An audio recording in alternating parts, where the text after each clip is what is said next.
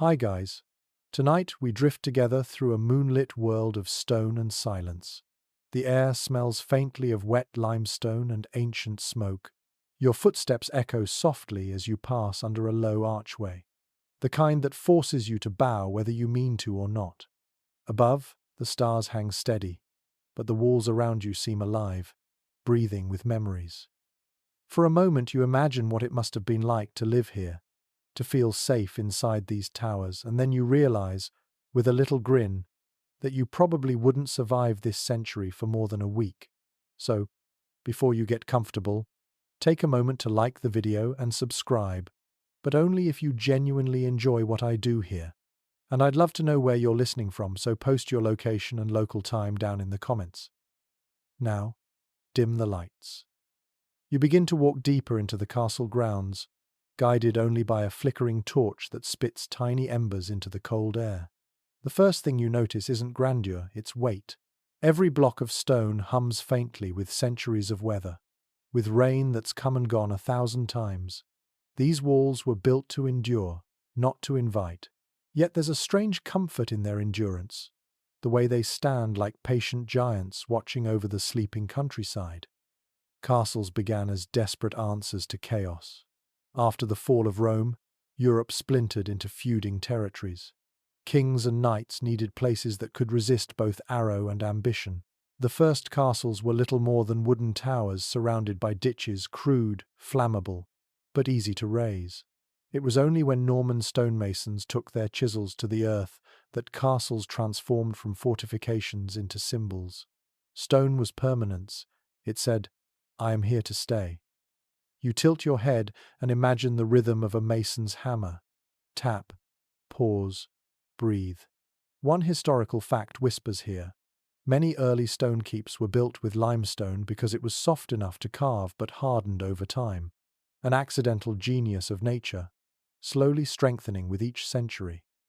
And then there's the quieter truth, the fringe sort of fact you don't hear in tourist brochures. Some lords salted the mortar with animal blood, believing it made the walls spiritually stronger. It's a detail that sits halfway between science and superstition, an echo of an age that never quite separated the sacred from the structural. Historians still debate whether that belief was widespread ritual or isolated madness, but it clings to the imagination like iron scent in the air. You keep walking. A breeze slips through the battlements, carrying the scent of moss and wood smoke from some faraway cottage. The landscape below is all hush-rolling hills, a dark forest line, perhaps a faint glimmer of a river. You think of how these fortresses were built as much for show as for defense. Every hilltop choice was deliberate, a signal to rivals. Look up and remember who commands this valley. Inside, the castle would have sounded alive even at night, metal scraping against stone as guards shifted their halberds, the mutter of servants finishing their chores, the soft snort of horses in the lower yard. You pass an arrow slit and look out. The world beyond seems impossibly distant, a sea of darkness dotted with faint village fires. Imagine being the watchman whose duty it was to stare into that blackness for hours, trying to guess whether the next spark meant danger. Your torchlight grazes carvings on the wall, rough initials, tiny crosses, crude faces, graffiti, centuries old. You trace one with your fingers and realize someone once stood here, perhaps bored or frightened, carving proof of their existence. It's small, almost tender. The stones remember everyone equally, from kings to kitchen boys. There's a gentle irony to these places. They were designed to keep people out, yet today they invite tourists in by the thousands.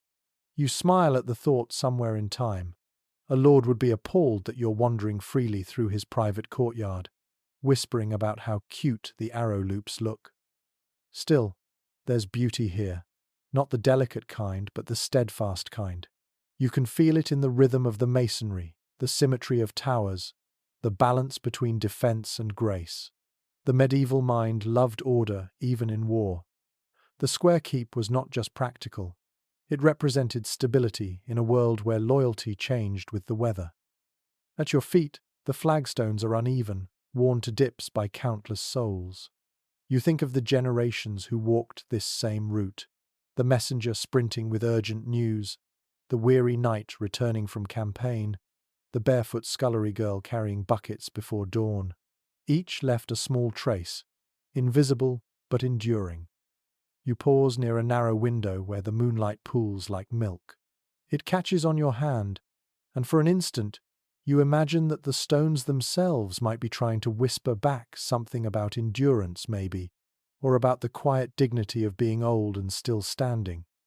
Then, in that dreamlike half-moment, you think about how castles weren't only built to survive attack, they were built to survive time. Stone was memory in solid form, and while empires collapsed and languages shifted, these walls kept their silence. That silence is what you're hearing now, the slow exhale of a civilization long gone but never fully asleep. If you listen closely, you can almost hear the hum of the quarry, the creak of wooden scaffolds, the laughter of workers at midday. The construction of a castle could take decades, often spanning the lives of multiple generations.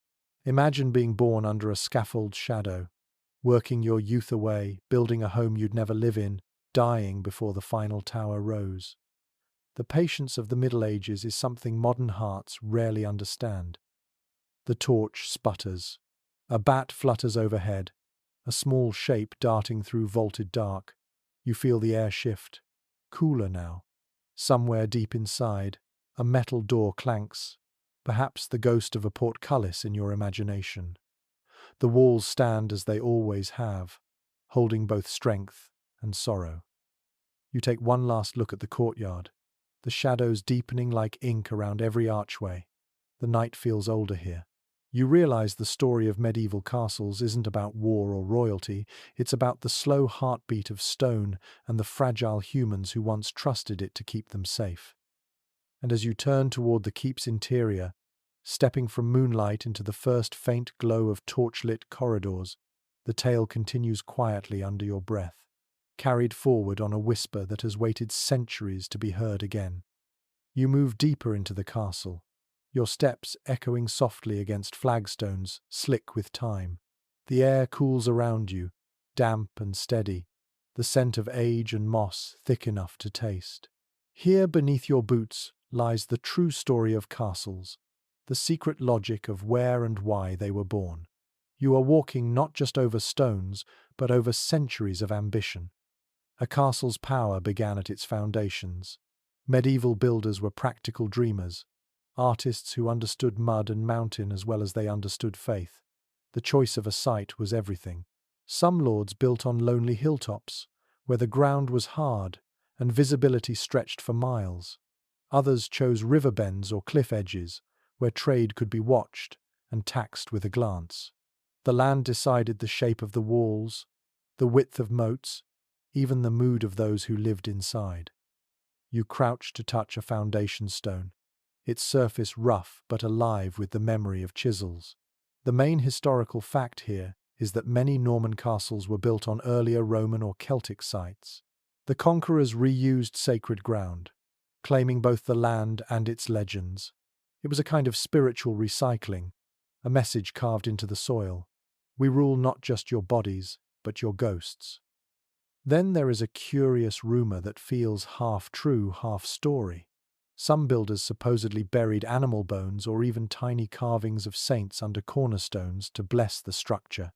A few whispered that unlucky workers were sealed alive inside, to ensure the walls never fell.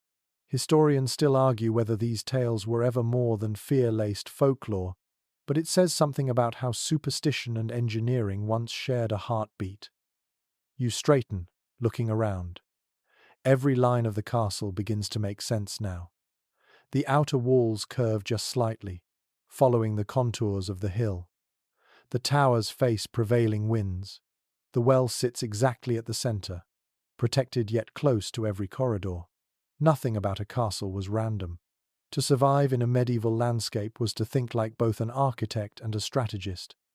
Imagine being a surveyor with nothing but ropes, pegs, and your own patience.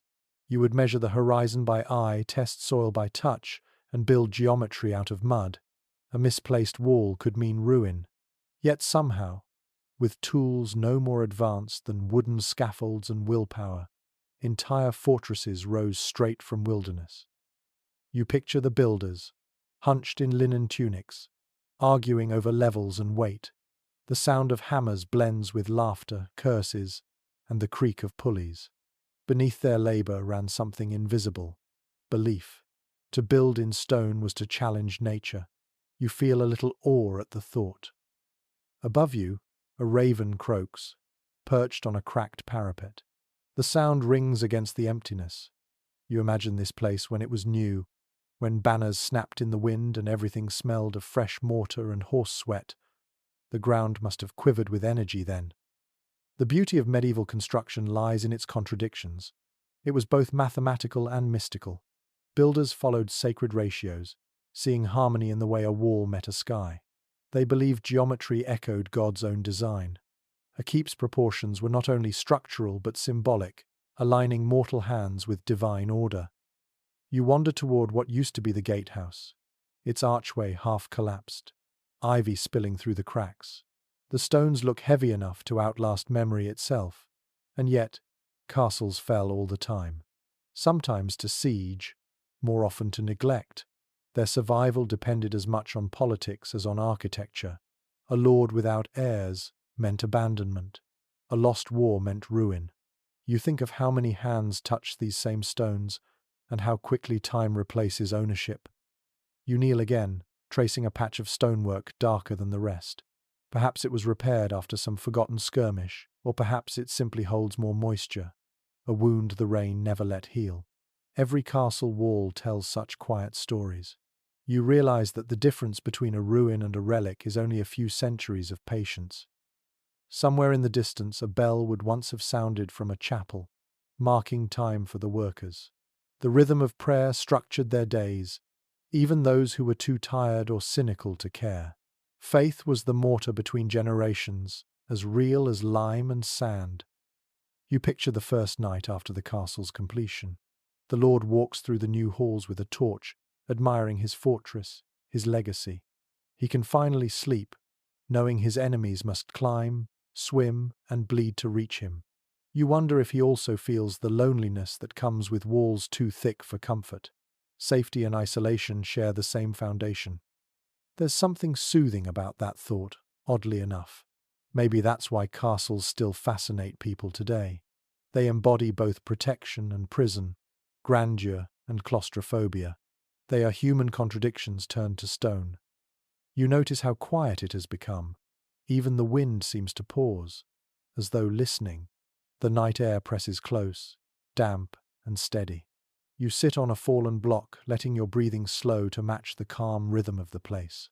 The torches that once lined the walls have long gone dark, yet the stones still hold a faint warmth, like memory refusing to fade. You realize now that to understand a castle is to understand its relationship with the land beneath it. The fortress is not imposed upon nature but born from it, carved and coaxed until it belongs. That's why ruins feel peaceful. They are returning to what they came from. As you stand to leave the courtyard, your foot brushes against a patch of wild thyme growing between the cracks. The scent rises instantly, sharp and clean, cutting through the musty air. You smile at the small rebellion of life among so much stone. Even in ruin, the earth keeps whispering back. The path leads you toward the inner ward, where moonlight catches the glint of still water ahead. Something stirs gently in the dark. The moat awaits, silent and shimmering. You walk toward it without hurry, ready to learn what secrets sleep beneath its mirrored surface. You follow the faint sound of rippling water, and soon the ground softens beneath your boots. The moonlight catches something ahead, a dark ribbon circling the walls like a patient guardian. You step closer, the torchlight reflecting off calm ripples, and there it is, the moat, wide, still, and more mysterious than any storybook ever dared to suggest. From a distance, moats look like decoration, but up close they smell of wet earth and algae, a living border between two worlds. Most people imagine they were meant for crocodiles or spikes, but the truth is quieter and cleverer. One well-documented detail from the period tells that moats were first designed simply to stop tunneling. When attackers tried to dig under a wall, the waterlogged soil would collapse, drowning both shovel and man. Practical, cold, and effective. But moats became more than tools of war. Over time, they turned into ecosystems, reservoirs, and even status symbols. According to contemporary accounts from France and England, lords stocked them with fish to feed their households during Lent. Carp, pike, and eels turned the defensive ditch into a private pantry. The water also cooled the air in summer, turning the inner courtyard into a small oasis of breeze and reflection. You crouch at the edge, the smell of damp stone mixing with moss and decay. Insects hum, and somewhere beneath the surface, a frog croaks as if in approval. There is a curious footnote from daily life that some castles dyed their moat water with chalk or even wine residue to make it shimmer during festivals. Imagine a crimson moat reflecting torchlight during a midsummer feast, transforming danger into spectacle. It is still uncertain among castle archaeologists whether the colour served a ritual purpose or simply amused the nobility, but the idea lingers like a rumour on the water's surface. History often blurs at the edges just like this reflection, bright and uncertain. You take a slow step along the bank, careful not to slip. The air feels thicker here, and the stone walls above you seem impossibly tall. You can almost picture guards leaning over the parapets watching your every move. A moat made an approach psychologically exhausting. To cross it meant exposing yourself to arrows, boiling oil, and shame if you slipped. Most attackers preferred to starve a castle out rather than swim for glory. Still, not all moats held water. Some were dry ditches filled with stakes or simply carved deep into bedrock. Their purpose was to break momentum, to turn a gallop into a crawl. The sight alone could sap courage. You imagine an army gathering on the far bank, drums beating, while defenders waited behind battlements sipping ale, pretending to be bored. That kind of waiting could stretch for weeks, both sides testing patience more than weapons. There's something strangely peaceful about this place now. Without soldiers, the moat has reverted to nature. Reeds sway gently, the wind carrying a soft hiss through their stalks. Fireflies blink like slow thoughts drifting over time. You realize how much of medieval life was shaped by the management of water. Wells, cisterns, and moats were lifelines as well as boundaries. Control the flow, and you controlled survival itself. One chronicler of the late 13th century mentioned that castles with clean moats were seen as reflections of a lord's soul. Filthy water meant negligence or moral decay. You chuckle quietly at the metaphor, imagining nobles ordering their servants to skim leaves from the surface to look pious. Then, there's another peculiar story you can't resist. Some accounts from Eastern Europe describe lords releasing swans or geese into the moat, both as decoration and as early alarm systems. The birds would hiss and honk at intruders, a feathery security detail. It sounds absurd, but anyone who has ever faced an angry goose knows the terror is real. You lean over the surface and catch your own reflection, broken by ripples. The moonlight paints you in silver, and for a moment, the centuries fold away. Imagine standing here 500 years ago, when this water might have carried the reflection of banners and armor instead of stars. It is easy to see why moats fascinated poets. They mirrored everything noble life aspired to be, serene on the surface, dangerous beneath. A sudden splash startles you, probably a frog or a fish, but your heart still jumps. You smile at yourself, realizing that even now the moat holds a quiet power to unsettle. Its beauty lies in contradiction. It invites and forbids at once. Some experts continue to dispute whether all moats were continuously filled with water. In many colder regions, they might have been drained seasonally or frozen solid, turning from barrier to playground. Children of the castle staff are said to have skated on them in winter, laughter echoing under the watchful eyes of stone towers. It is a comforting thought that even in places designed for defense, joy found its moment to slip in. You rise slowly and follow the curve of the wall, the soft squelch of damp soil beneath your boots marking time. The moat fades behind you, its surface returning to stillness, a mirror for whoever dares to look. Ahead lies the bridge, narrow and creaking, its chains faintly rattling in the breeze. The torchlight dances across the planks, leading you toward the heavy gate where shadows wait like old guards. The drawbridge may no longer move, but the thought of crossing it still feels sacred, like stepping between worlds. You take a deep breath of the cool night air, the smell of wet wood mixing with distant smoke, and begin your slow walk toward the gatehouse, where secrets of locks and iron await discovery. The gatehouse looms ahead of you, its silhouette sharp against the starlit sky. The closer you come, the more the air feels heavy with iron and oil, as if the ghosts of gears and chains still breathe somewhere within the stone. The wooden bridge beneath your feet creaks with a slow rhythm, each step echoing into the moat behind you. When you reach the threshold, you lift the torch and see the gates themselves. Massive oak doors, studded with black metal, scarred by centuries of wind and war. According to royal records from the early 12th century, these entrances were often the most expensive part of a castle. Every hinge, bolt, and chain had to be forged by hand. Blacksmiths were craftsmen of defense, their work both brutal and beautiful. If walls were the body of a fortress, the gates were its beating heart. You reach out to touch the iron lattice.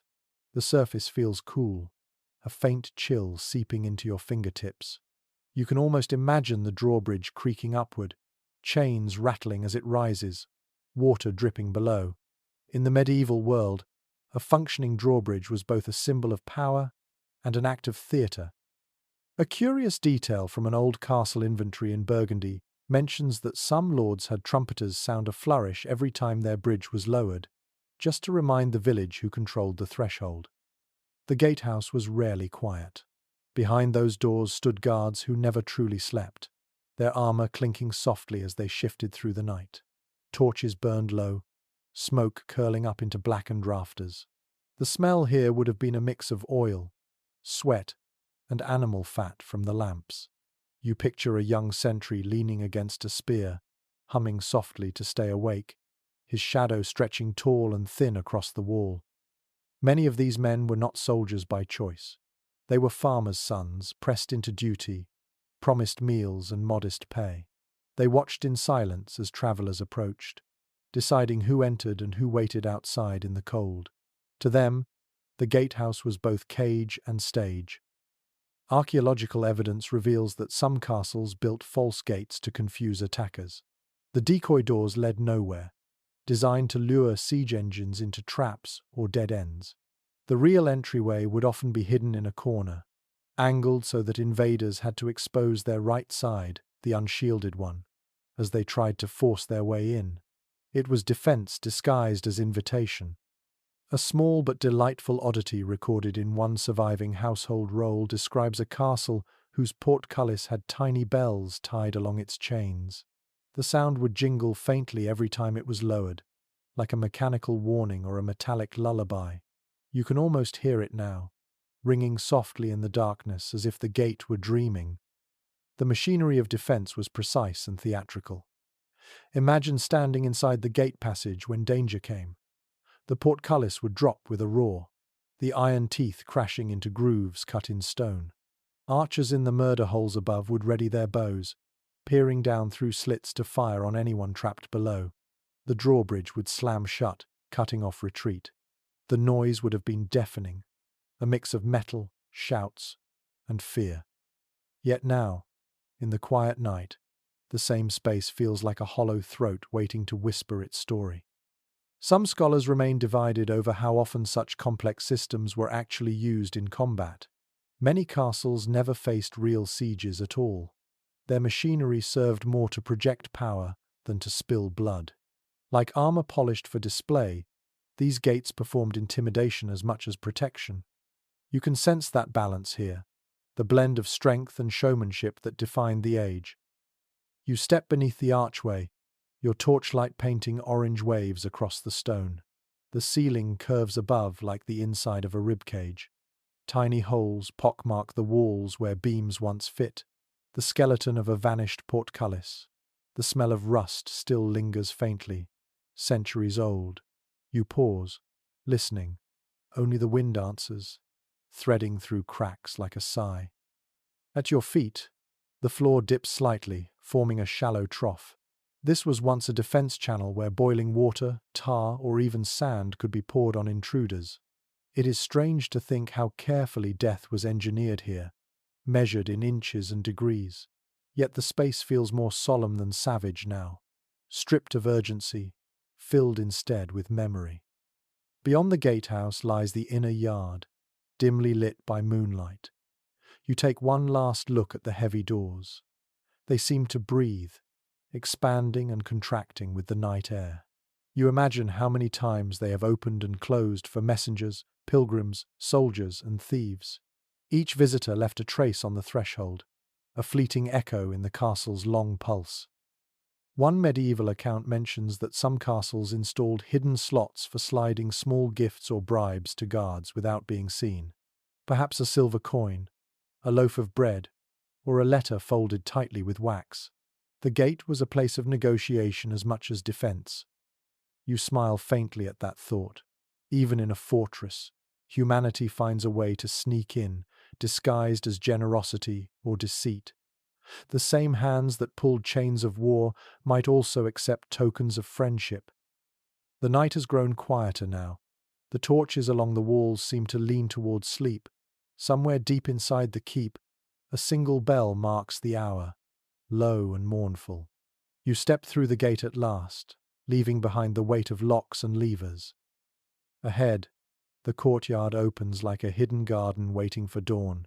The stone under your boots feels warmer here, softened by centuries of footsteps. The hum of daily life seems to stir faintly again. The clatter of pots, a distant laugh, the meow of a hungry cat.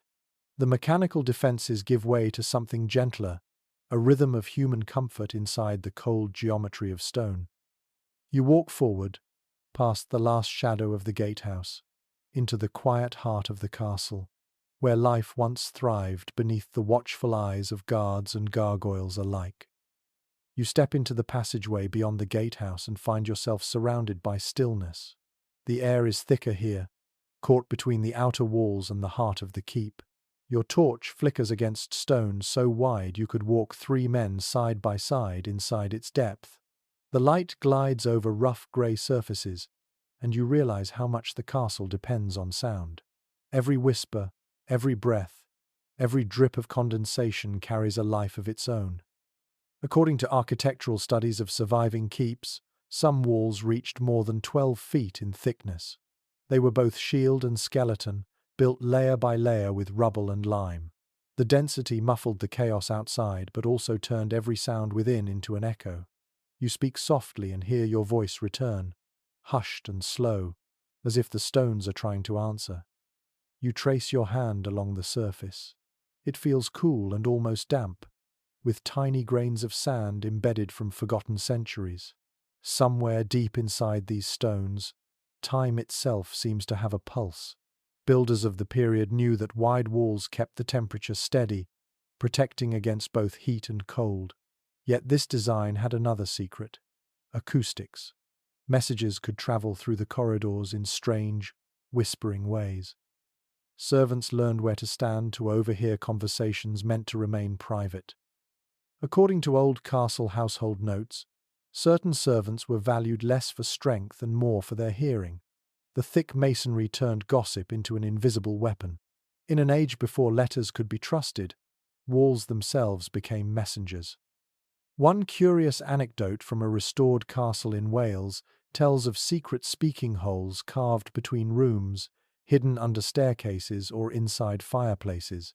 When the fire was out, words could drift like smoke from one chamber to another. It is said that a clever steward once learned of a lord's plot through such a passage and saved himself from execution by vanishing before dawn. Whether this story ever happened or not, the ingenuity behind such designs is undeniable. Some experts continue to discuss whether these channels were intentional or accidental results of shifting stonework, but the legend feels too human to dismiss. People always find ways to make the walls listen. You keep walking, The corridor narrows until you must tilt the torch sideways. The flame dances wildly, and shadows dart across the ceiling like restless birds.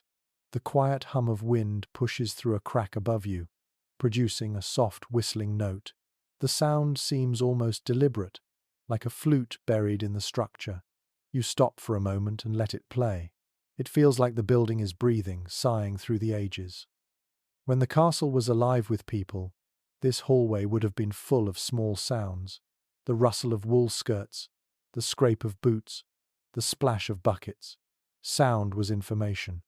The rhythm of footsteps told you rank, mood, even the weather outside. A fast stride meant trouble.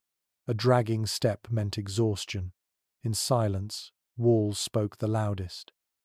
You step into a larger chamber now, the ceiling lost in shadow. The torchlight catches faint carvings along the plaster, small initials left by masons centuries ago. One inscription reads like a prayer. Deus audinos God, hear us. You murmur the words under your breath, realizing that for the men who built these walls, stone and faith were the same language. According to a preserved builder's manual from the 14th century, masons often tapped each block with a hammer after placing it, listening for tone. A clear ring meant the joint was solid. A dull thud meant weakness. It was music of labor, a code of sound that only craftsmen understood. You close your eyes for a moment and imagine the noise of construction. Hammers striking rhythmically, shouted orders in Latin and Old French, the scrape of scaffolds, the wheeze of oxen pulling stone carts. The castle, before it ever became a fortress, was a symphony of human persistence. A curious custom from some regions involved embedding small charms or coins into the mortar joints for good luck. One castle restoration team discovered a child's shoe sealed within a wall, perfectly preserved. Perhaps it was a charm against evil spirits, or maybe just an accident. There is no certainty now, only wonder. The scholars who studied that discovery offered several interpretations, yet no conclusion satisfied everyone. It is one of those mysteries where archaeology meets folklore, and both bow quietly to time. You move to the center of the room, where faint drafts circle your ankles. Somewhere above, pigeons coo softly in hidden rafters. The castle feels alive again, filled with murmurs instead of silence. You imagine the voices that once filled these halls, lords planning alliances, maids exchanging gossip, priests chanting prayers that echoed like slow bells through the chambers. It strikes you that castles were not only built to protect against enemies outside, but to contain secrets inside. Every whisper stayed trapped between these stones. The walls, you think, are the best historians of all, though they never speak their truths aloud. Your torch begins to wane. The orange glow fades into a pale blue shimmer as moonlight seeps through a high-slit window. The sound of the wind outside rises slightly, weaving through the cracks like a distant song. You take a breath, slow and steady, listening one last time. The hum of history surrounds you, not loud but constant, like the low tide of centuries. As you step forward, leaving behind the whispering walls, you can still hear faint echoes of laughter, prayer, and secret promises that never reached the air beyond. Ahead lies a courtyard, faintly glowing under the night sky.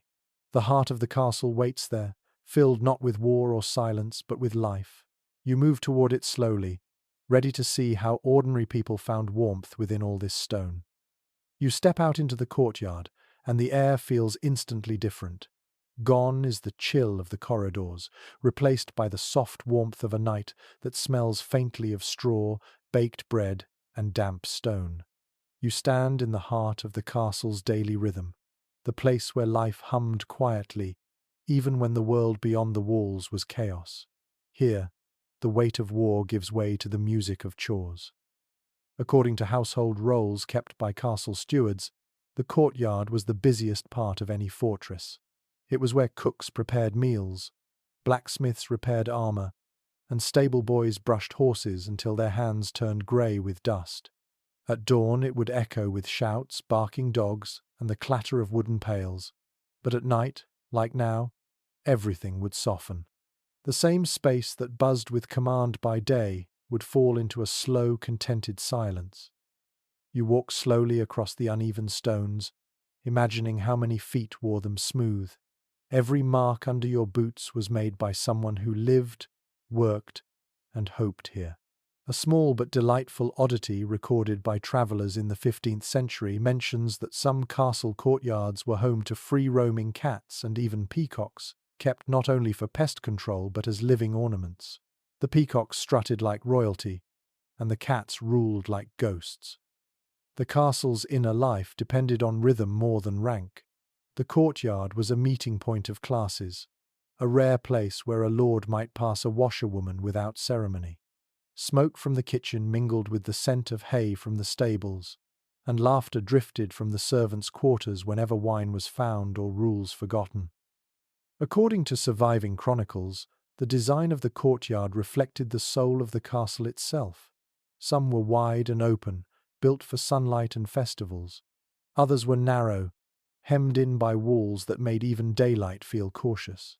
You can sense which this one was by the way sound behaves.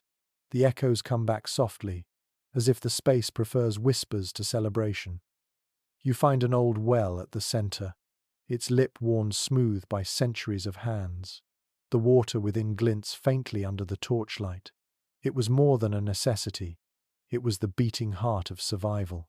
When sieges lasted weeks, the entire population of the castle depended on its depth. A well could mean the difference between hope and surrender. A curious practice from medieval households involved dropping small coins or polished stones into the water for luck, believing the well's spirit might guard them in return. Archaeologists still find such offerings at the bottoms of ancient shafts, reminders of the quiet faith that lingered between chores. Some specialists think it was a continuation of older pagan rituals long before castles ever stood. You kneel beside it and drop a pebble into the darkness. The sound takes its time to return, a faint splash that feels older than you can imagine. For a moment, the entire courtyard seems to breathe with that sound. Servants once crossed this space carrying trays of bread or buckets of ash. Children ran through it chasing dogs or each other, their laughter bouncing off the walls. Soldiers sharpened swords here, sparks falling like tiny fireflies. You picture the routine of dusk. Torches lit, animals fed, gates checked, prayers murmured. Then the stillness, deep and honest, when everyone finally slept. According to local legend, many castles had a single bench where servants met after curfew to trade stories. It was the unofficial meeting place of the forgotten. A mason might share gossip about the lord's new taxes, or a cook might whisper about a traveller who had arrived uninvited. Stories born on that bench travelled further than any royal decree. It is intriguing that some historians argue the courtyard was the real centre of medieval social life, not the grand hall. It connected the sacred and the mundane, the noble and the common, in one continuous circle of motion. The hum of a courtyard at work was the heartbeat of the Middle Ages. You lean against the edge of a wall where ivy has begun to reclaim its territory. The leaves shiver gently in the breeze, their pale undersides catching the torchlight. It feels peaceful, almost holy, this blend of ruin and memory. Somewhere above, an owl hoots, its sound perfectly in tune with the rhythm of the night. In the silence that follows, you imagine what it felt like to live within these walls. The fear of invasion must have been real, but so too was the comfort of routine. People woke, worked, loved, and laughed beneath these towers. The courtyard saw it all without judgment. As the torch burns lower, you can almost sense the past settling around you, not as ghosts but as gentle echoes. The stones remember footsteps, but they do not mourn them.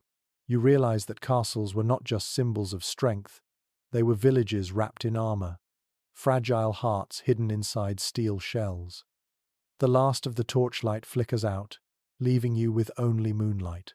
It glides across the cobbles like silver dust, and in that calm brightness, you hear faint music drifting from the great hall beyond the archway ahead. Someone is singing, softly, as if the night itself is being lulled to sleep. You turn toward the sound, following it through a carved doorway. The air grows warmer, the scent of fire and roasted herbs rising to meet you. The gentle hum of voices beckons you forward, into the glowing light of the great hall where stories, feasts, and politics once mingled like smoke above the hearth. You step through the archway and into the great hall, and for a moment it feels as if you have walked into the lungs of the castle itself. The air here is warm, filled with the scent of wood smoke, roasted meat, and candle wax. Your eyes adjust slowly to the glow.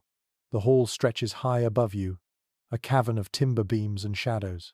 Flames from the central hearth throw long patterns across the ceiling like silent banners waving overhead. According to building records from the 13th century, the Great Hall was the first space designed after the keep itself. It served as the castle's public heart, the room where business, ceremony, and daily meals blended together. It was both throne and kitchen, courtroom and stage. The size of a hall reflected its owner's ambition. Some could hold 200 guests beneath a single roof. The first thing you notice is the quiet rhythm of sound. Even when full, such halls would not have been noisy in the way modern crowds are. Voices softened against stone and wood, echoing like the murmuring sea. The long tables lined with benches invited conversation, though rank decided where one Saturday, the Lord's table, raised on a dais, commanded the view of everything, as if to remind everyone that hierarchy never rested. According to one detailed account from a medieval household inventory, the walls of these halls were painted with bright patterns of red and gold, a surprise against the grey stone outside. Light reflected off pewter dishes and polished shields hung decoratively. It was less grim fortress and more theatre of power. A curious footnote from travellers' diaries mentions that some lords kept musicians hidden behind wooden screens, playing softly during meals to disguise unpleasant sounds of chewing or argument. The music was meant to soothe the atmosphere, and sometimes, perhaps, to mask whispers of treachery. You can almost hear the faint notes now, a slow lute melody winding through the air like the breath of sleep. According to chroniclers of the time, meals in the Great Hall were ceremonies of rhythm as much as taste. Bread was the plate, hands were the utensils, and silence was respect. When the Lord lifted his cup, everyone followed. When he set it down, no one dared drink until he did again. Yet for all the formality, the hall also hosted laughter, gossip, and the clinking of mugs after hours when the fire burned low and rules melted into warmth. Archaeological finds of discarded bones and pottery beneath old floor layers reveal that many of these grand gatherings were surprisingly casual once the nobility retired. Servants and guards turned leftovers into late-night meals, singing songs that mocked their masters in clever riddles. Those songs rarely reached parchment, but they linger in the rhythm of oral tradition even today. Some experts continue to wonder whether these halls were more social or symbolic. Were they built to unite a household, or to remind everyone who ruled it? The answer changes depending on where you stand. At the dais, you might call it majesty. At the lower benches, you might call it survival. The architecture allowed both interpretations to exist in the same breath. You take a seat at one of the empty benches, the wood smooth and cool. The torchlight glides across the table's surface, catching old knife marks like veins in the grain. The silence feels companionable, not empty. Perhaps that is the greatest secret of such halls. They were built to hold stories even when no one was speaking. Imagine this space at the height of winter.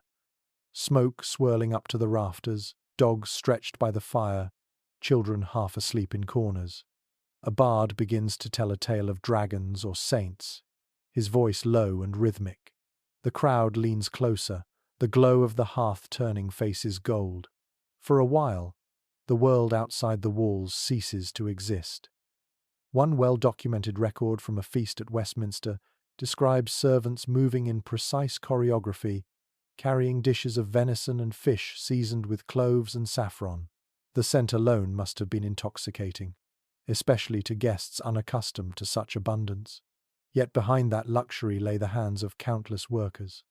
Every plate of food represented a network of labor. Farmers, millers, hunters, and cooks, all invisible to the high table. You glance at the fireplace.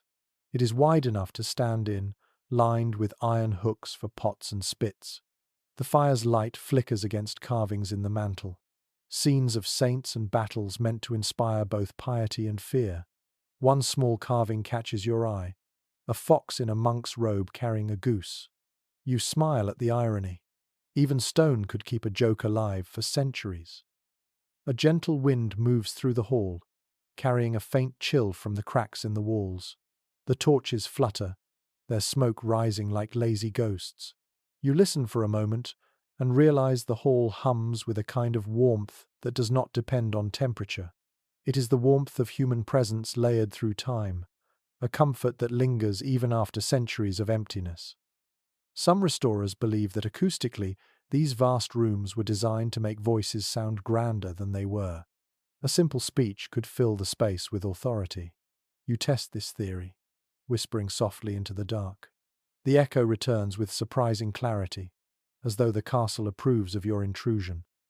You sit for a while longer, letting the crackle of imaginary fire settle your mind.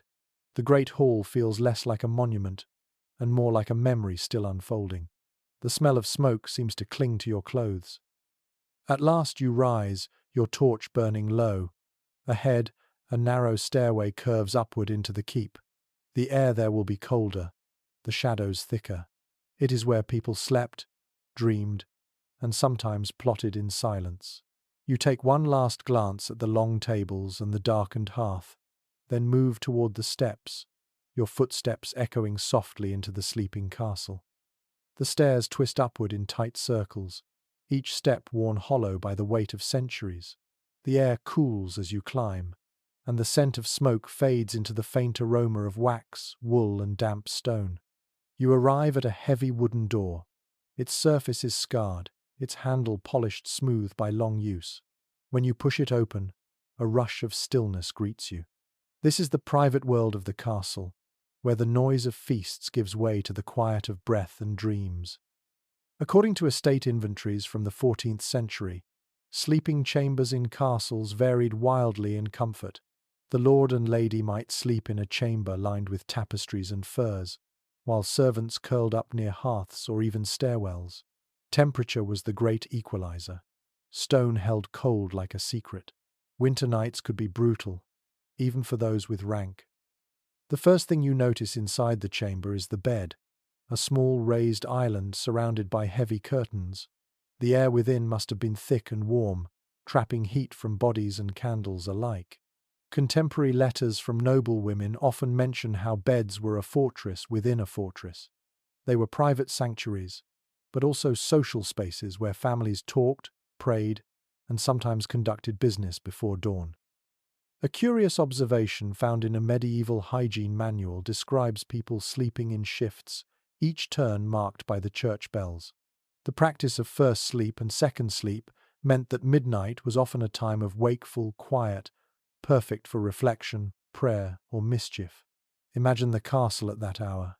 Its torches dimmed, its corridors hushed, yet a few candles flickering behind drawn curtains. Archaeological evidence reveals that mattresses were filled not with feathers, as often imagined, but with straw, reeds, or dried heather.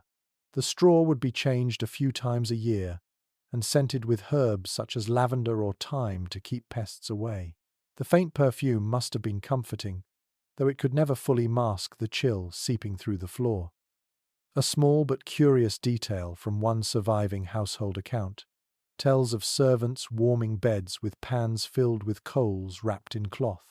The idea was to take the edge off the cold before the master retired. Occasionally, the pans burned holes through the blankets, so the servants were scolded for doing their job too enthusiastically. You can almost picture the laughter in the scullery afterward, when no one important was listening. The quiet here is immense. You hear only the distant sigh of wind through a slit window. You move closer to the bed and touch the fabric of the curtain. It is heavy and rough beneath your fingers, woven from wool and lined with fading embroidery. Each stitch, a tiny act of patience. In a world without central heat, these curtains were not luxury but survival. They trapped warmth and privacy in a single motion. Some historians still discuss whether people slept fully lying down. In certain regions, noblemen preferred to rest half-sitting, believing that lying flat invited death or illness. Beds were shorter as a result, and you imagine how odd it must feel to drift to sleep, propped on pillows, face tilted toward a flickering candle. The thought adds a quiet intimacy to this room, a vulnerability not often associated with stone fortresses. You wander toward the narrow window, where moonlight spills across the floor. From here, the courtyard below looks softer, silvered by mist. Somewhere, a dog barks once, then falls silent. The night holds its breath. You think of how many centuries of sleep this castle has witnessed, how many dreams dissolved into this same air. There are other beds in smaller rooms nearby. A nursemaid might doze lightly beside a cradle. Guards might snore against the wall, wrapped in cloaks. Sleep was never entirely private in the Middle Ages. Even kings shared chambers with attendants or guards, partly for safety, partly for warmth. The modern idea of solitude was rare, perhaps even frightening. One of the most charming details found in a 15th century account describes a lord who kept a small dog at the foot of his bed, not for affection but as an alarm against rats. The dog, of course, often chose to nap through its duties, but the gesture says something about comfort and company in a time before locks and insulation. Scholars have pointed out that dreams played a significant role in medieval belief. People saw them as messages from God or omens of fate. A bad dream could prompt a priestly consultation by morning, while a good one might be celebrated as divine reassurance. You imagine a nobleman waking at dawn, retelling his vision of flying angels or talking lions, while his servants nodded politely and poured the morning ale. You walk to the hearth at the far end of the room. The ashes there are long cold, but you can almost smell the ghost of smoke. Someone once sat before this fire, their face half lit, perhaps thinking of love, fear, or simply the next harvest. In that moment, the castle ceases to be a monument and becomes a home again, fragile and real. A faint draught curls through the room, lifting the edge of a curtain. The fabric sways gently, as if stirred by a sleeper's sigh. You feel an odd peace settle in, the same kind of peace that comes from hearing rain on a roof while lying in bed. The stones, for all their chill, seem to cradle the silence kindly. You linger a moment longer, letting the calm sink in. Then, through a side door, you glimpse another space where faint light glimmers on tiled walls. The air smells faintly of herbs and water. The bathing chamber waits, promising warmth and another kind of secret entirely. You follow the faint scent of steam and herbs until you reach a narrow archway. Beyond it lies a small chamber with curved walls and a shallow basin carved into the floor. The air feels warmer here, thick with the ghost of old moisture. For a moment, it is hard to believe that bathing ever belonged inside castles, those fortresses of cold stone and duty. Yet here it is, a quiet sanctuary where cleanliness mingled with ritual, comfort, and a touch of vanity. According to personal letters and records from noble households, bathing was far from forgotten in the Middle Ages. People bathed more often than legends suggest, though not daily as in modern times. Warm water was a luxury that required firewood, servants, and patience. Baths were planned events, almost social occasions. A tub might be set before the hearth, filled with buckets carried up from the kitchen. Curtains were drawn around it for privacy, though never complete secrecy. Archaeological discoveries in castle ruins reveal intricate heating systems known as hypercausts, especially in royal residences. These early underfloor structures carried hot air from furnaces beneath tiled chambers. The wealthy could step into a small bathing room that glowed with warmth even in the heart of winter. The concept, borrowed from ancient Rome, never fully vanished. It simply hid behind the stone walls of the elite. One interesting custom recorded by a 13th century chronicler tells of scented oils added to the water. Rose, lavender, and sometimes vinegar mixed with herbs were believed to strengthen the body and purify the soul. The fragrance lingered in hair and fabric, marking both cleanliness and privilege. Imagine the hallways afterward, softly perfumed, each noble carrying a trace of the bath like invisible jewelry. A charming yet peculiar detail survives in a manuscript from Bohemia, which mentions that some lords invited trusted friends or relatives to share the same tub. It was considered an act of intimacy and political goodwill, not scandal. People spoke of alliances and arranged marriages while half submerged in steaming water. Such gatherings blurred the line between diplomacy and relaxation. Some experts still discuss whether this practice was widespread or exaggerated by gossiping writers, but the image endures: candles flickering, servants pouring water, and two nobles discussing trade routes while surrounded by clouds of steam. History can be surprisingly human when you imagine it unfolding beneath a towel. You dip your fingers into the basin before you, and though the water is long gone, you can almost feel its warmth. The smooth stone beneath your fingertips has been polished by countless hands. A fragment of tile still bears traces of blue glaze, delicate as a raindrop. The artisans who built this chamber cared about beauty, even where few would see it. According to medieval medical theory, cleanliness was tied to balance. Physicians of the time spoke of the four humours and how washing could restore harmony between them. Hot water was believed to open the pores of the body and the doors of the soul. Some monks even prescribed bathing as spiritual therapy, though others warned against indulgence. You can picture a confessor frowning gently, while a noble insists that her weekly bath is purely for health, not vanity. The chamber smells faintly of herbs even now. Perhaps mint once grew in pots near the window. A narrow wooden bench sits by the wall, darkened with age. You can imagine a servant kneeling there, pouring water from a copper jug, humming softly to fill the silence. It must have been an oddly intimate task, serving warmth to another person one bowl at a time. There are curious notes from castle inventories mentioning portable wooden tubs lined with linen to prevent splinters. They were often dismantled after use and stored in attics. Some were shaped like barrels with hinged lids to keep the water hot longer. The image is almost whimsical. A lord sitting inside a giant cup, steam rising, while outside the wind howls through the battlements. Scholars continue to debate whether the decline in bathing habits came later with colder climates, stricter moral codes, or the fear of disease during the plague years. It seems that over time, the pleasure of water gave way to the discipline of modesty. Yet here, in this chamber, the story feels simpler. Warmth was a treasure, and cleanliness a kind of courage against the cold world outside. You move closer to the small window above the tub. It opens just enough for a thin ribbon of air to flow in. From here, the scent of the courtyard drifts faintly upward. Hay, horses, and distant bread. You can almost hear the sound of a bucket being filled somewhere below. It connects this quiet space to the beating life of the castle, reminding you that even luxury needed labor. A story survives in local folklore about a washerwoman who once dropped a lord's towel into the moat by accident. Instead of punishment, the lord laughed and said the fish would now enjoy his perfume. True or not, it speaks of a humor that occasionally softened hierarchy, even within these rigid walls. You take one last look at the room. The floor glows faintly in the torchlight, and the shadows ripple like water.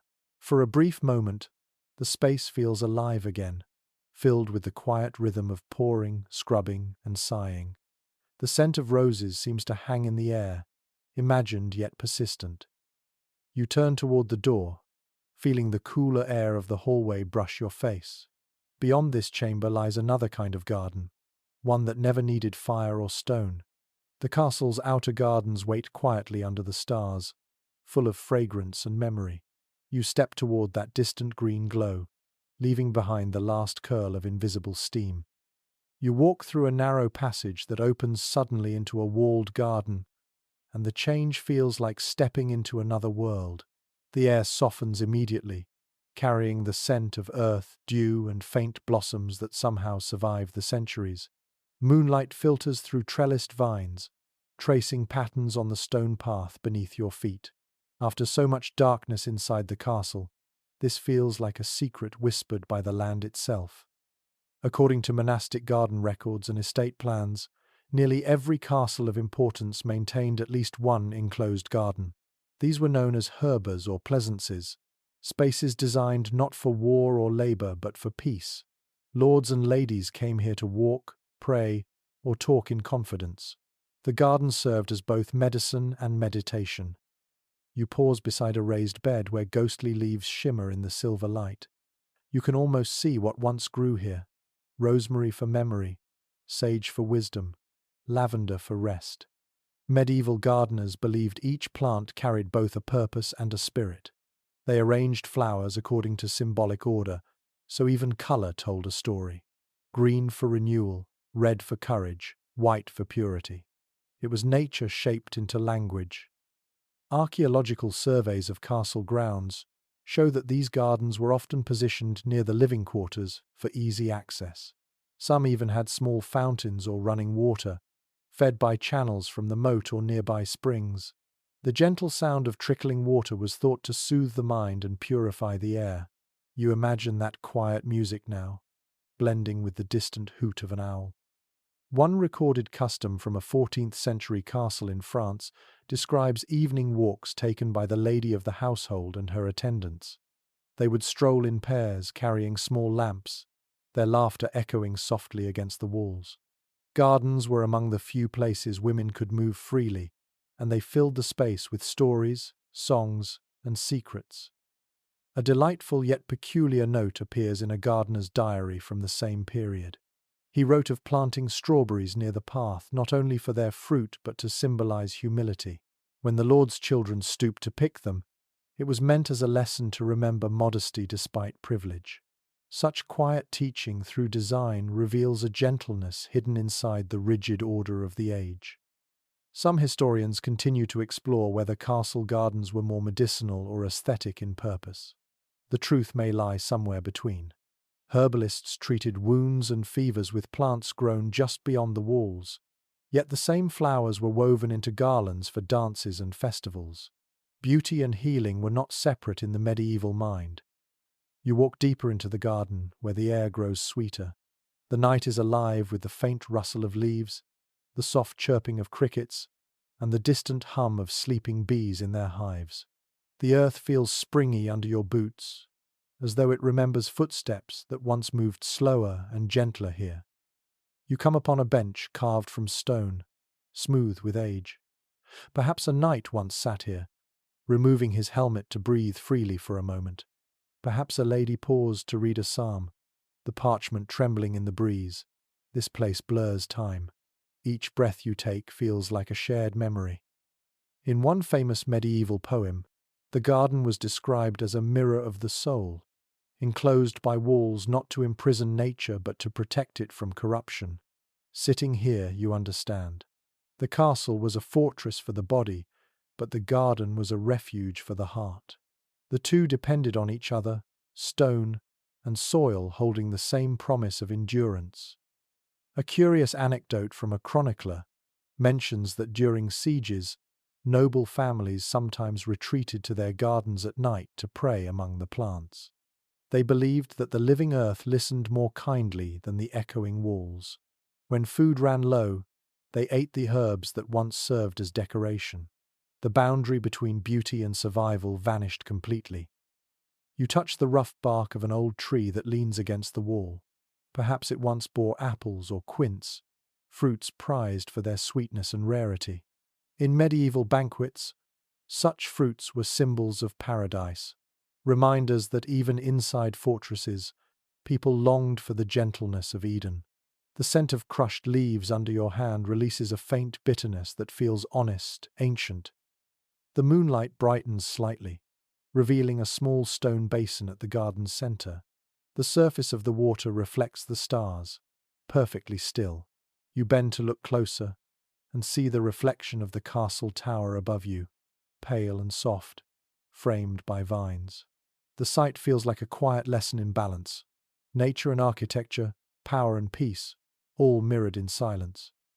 Some later writers claimed that gardens within castles were the beginnings of romance as we imagine it today. The idea of love as both tender and secret may have grown from places like this, where guarded hearts found privacy among flowers. You imagine two figures meeting here, voices low, words slower than breathing. Their shadows would have merged with the leaves, leaving only a faint trace of warmth in the air. The torch in your hand burns lower now, and its glow blends gently with the moonlight. The garden seems to sigh, content to return to its dreams. You walk toward a narrow archway at the far side, where a faint path climbs toward another set of chambers. The air cools again, carrying the faint sound of a spinning wheel and the murmur of soft voices. Ahead lies the world of those who worked unseen, who kept the rhythm of castle life steady. The women behind the walls wait quietly, their stories woven into every stitch of fabric and every secret whispered in candlelight. You follow the sound upward, leaving the garden's perfume behind. You climb a narrow stairway that leads toward a long corridor lined with faded tapestries. The air smells faintly of linen and beeswax, touched with the sweetness of herbs from sachets tucked behind curtains. The torches here burn softer, their light golden and slow. This part of the castle feels gentler, shaped not by battle but by patience. The whisper of spinning wheels and the occasional clink of embroidery needles fill the silence. This is the world of women who lived behind the walls, steady as the castle's pulse. According to records of noble households, the daily lives of women inside castles varied as widely as the fortunes of their families. Some commanded estates in their husband's absence, signing charters and managing accounts with sharp precision. Others spent endless days at looms, stitching tapestries that told stories more lasting than any written book. Power here took quiet forms, influence through conversation, through faith, through the careful art of waiting. A well-documented account of Eleanor of Aquitaine describes her as both ruler and prisoner, her chambers becoming her courtroom when politics demanded her silence. Her story shows how the domestic heart of the castle could also become its most subtle battlefield. Control was exercised not by swords but by words spoken over embroidery frames and letters written by candlelight. You step into one of those chambers now. The air is warm from a small brazier glowing in the corner. A spindle rests on a table beside a half-finished tapestry. The fabric shows a garden, much like the one you just left, with birds and vines curling toward the edges. The threads shimmer faintly, dyed in blues and reds that have barely faded. According to dye recipes recorded by medieval craft guilds, these colors were made from crushed minerals and plants. Lapis, madder root, wode each hue carrying a name and a cost. A curious detail from one surviving account mentions that noblewomen often used secret symbols within their embroidery. A stitched hawk might represent freedom, a lily could hint at loyalty, and a small, almost hidden fox might mock the men who never thought to look closely. These works were conversations in code, patience turned into art. Some researchers still discuss whether these tapestries were entirely the work of noble hands or mostly of servants, but perhaps both are true. The rhythm of weaving blurred rank and duty. Each pull of thread was a meditation, each knot a quiet act of creation. You imagine the women seated in a half-circle here centuries ago. Their voices rise and fall softly. One recites a psalm, another hums a tune, another whispers the latest gossip from the courtyard. They are dressed in wool and linen, their sleeves gathered neatly to keep from the spinning wheels. For hours they sit together, time measured not by clocks but by finished stitches. A charming but lesser-known note from an Italian castle ledger describes how ladies kept songbirds in cages near their work tables. The birds sang to mark the passing of daylight, their songs mingling with the soft drone of spinning. One chronicler even joked that the birds were the castle's most loyal musicians, never asking for pay and always performing in key. You look toward a small writing desk by the window. A quill rests beside a folded piece of parchment, sealed with wax long cooled. Many letters that shaped history were written in such rooms, though signed by men who never set foot in them. The women behind those words acted as diplomats, mediators, and messengers. It was through these letters that marriages were arranged, truces proposed, and rumors softened into strategy. Some historians point out that literacy among noblewomen was higher than once believed. Monastic schools trained them not only to read scripture, but also to write elegantly, blending piety with politics. You picture a lady leaning over her parchment, her candle flickering while she weighs each phrase like a jewel. Her words might one day decide the fate of a province, though no one would ever carve her name in stone. You glance toward a small cradle near the hearth. The rhythm of castle life also included the quiet work of raising children. Wet nurses and governesses formed a hidden community within these walls. Songs, lullabies, and bedtime prayers filled the nights when storms howled beyond the battlements. The tenderness of motherhood existed here alongside the iron of duty. A curious anecdote recorded in a household account from the Low Countries mentions that children of noble birth often learned their first letters stitched into cloth by their mothers. Instead of ink, they traced the alphabet in thread. It was education woven into affection, a way to teach both patience and meaning at once. You move closer to the tapestry again and notice a small imperfection. A thread pulled loose, curling like a question mark. It feels oddly alive, as if the story still wishes to speak. Perhaps that is what these women left behind.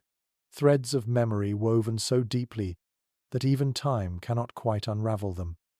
Some experts continue to reflect on whether women of the castle were truly confined or quietly free within their own domains.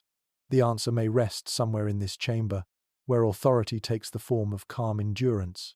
You sense it now, the strength that moves slowly but never yields. A breeze slips in through the window, stirring the tapestry so that its woven garden seems to sway gently. The motion feels like a sigh, or perhaps a song that only the night can hear.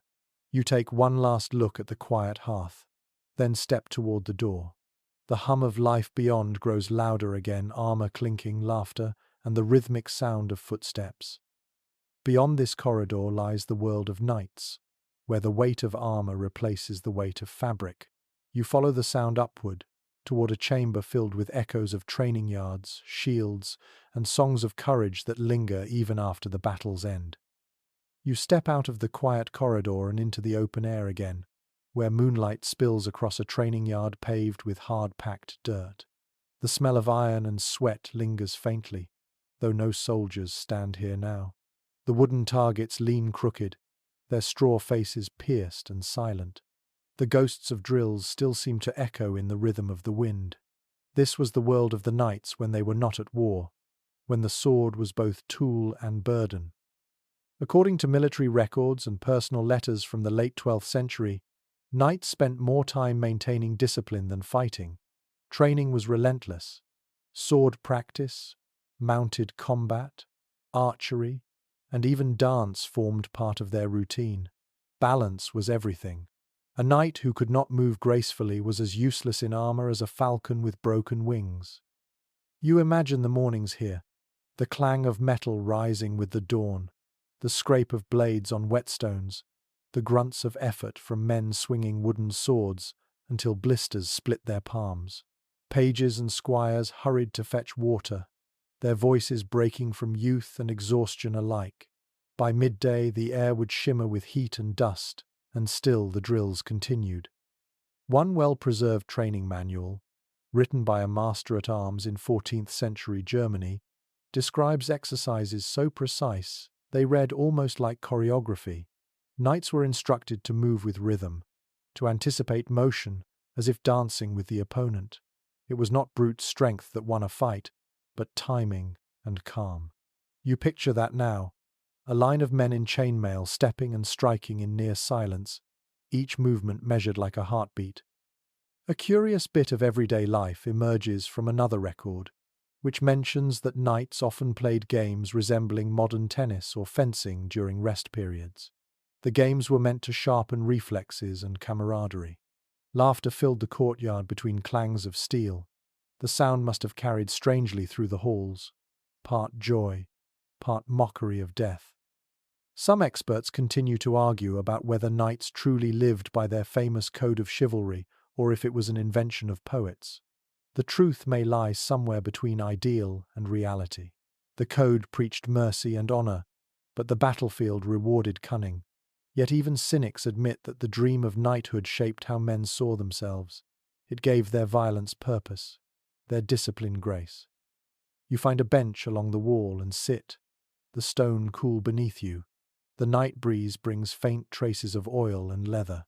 Nearby, a helmet rests on a broken rack, its surface dented but still gleaming in the moonlight. You lift it gently and feel its weight. Imagine wearing it for hours, the sound of your own breath trapped inside. Courage must have felt heavy, sometimes unbearable. Knights were not always noble by birth. Many rose from modest families through skill and luck. Service brought prestige but also danger, for a single mistake could erase years of loyalty. A chronicler once noted that a knight's greatest battle was often with pride itself. Too much of it led to ruin, too little left one forgotten.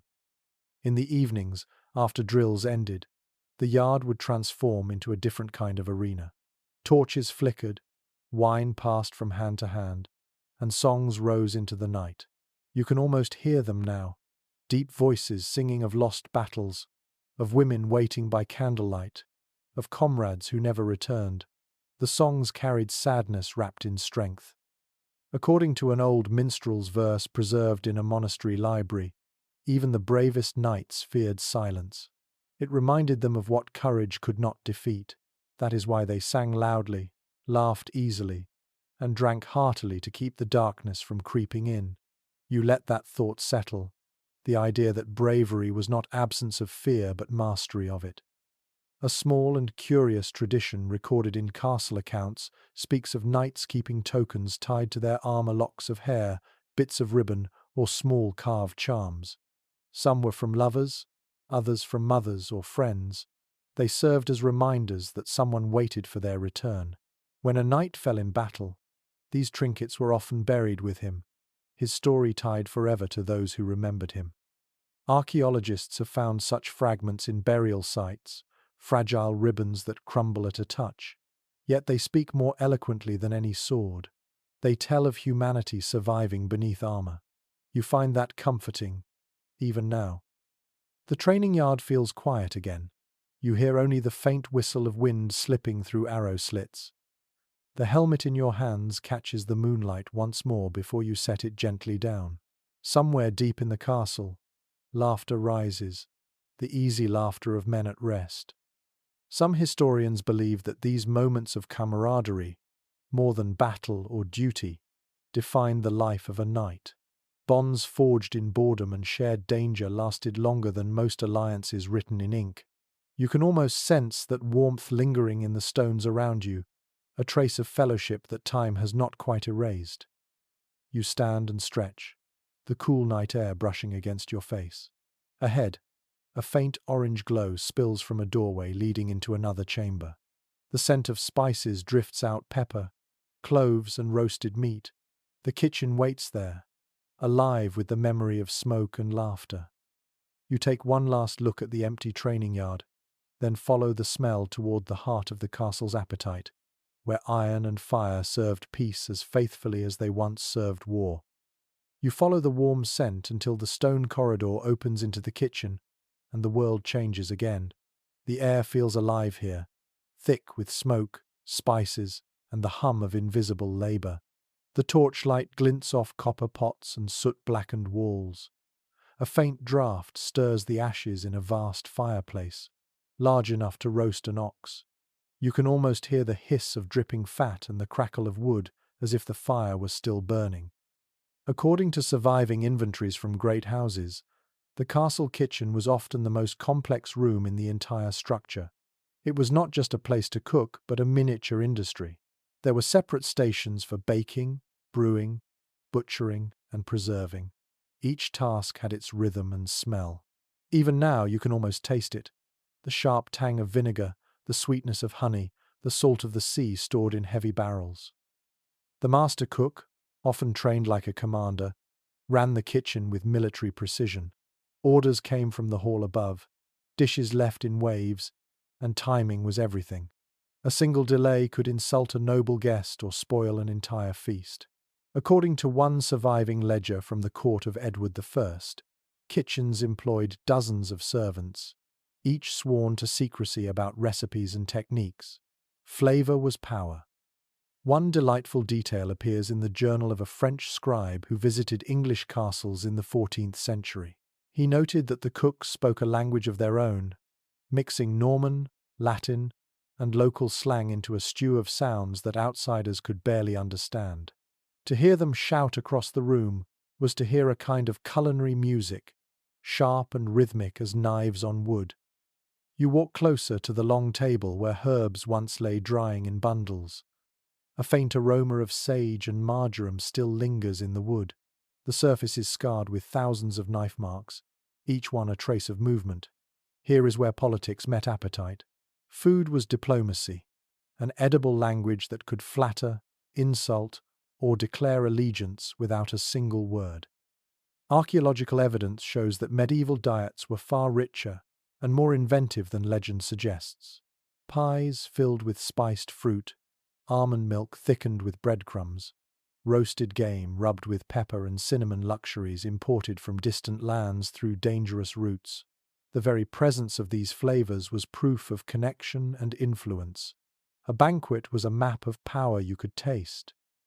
A curious practice from a northern castle record describes the making of illusion foods, dishes shaped to resemble something else entirely. A fish might be molded to look like a peacock, or bread dyed with saffron to mimic gold. The intent was to astonish guests, to blur the line between nourishment and spectacle. You can imagine the laughter that followed, the applause of diners too full to care about deception. Some culinary historians still discuss whether medieval cooking leaned more toward art or survival.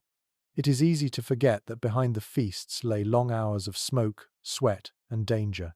Fires burned constantly, knives slipped, and the air itself turned thick with soot. Yet those who worked here sang while they labored. Songs about bread rising, about barrels of ale, about lovers waiting far away. Work and music kept the rhythm of the day alive. You move toward a smaller alcove where clay ovens stand cold. Their round mouths gape like sleeping faces. A faint layer of flour dust still clings to the stones. In its time, this was the baker's domain. Bread was sacred in every sense, a symbol of sustenance and divine grace. Each loaf that left this room carried both nourishment and blessing. A minor but fascinating entry in an abbey chronicle mentions that before large feasts, the head cook would mark the first loaf with the sign of the cross before it baked, not out of superstition but gratitude.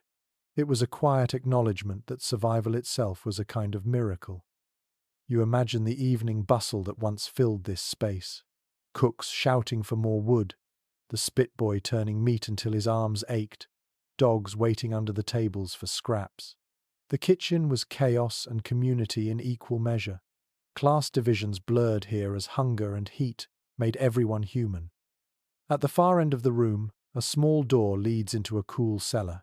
You step through it and feel the temperature drop instantly. Shelves carved into the walls still hold faint outlines where jars once stood. This was the castle's memory and storage.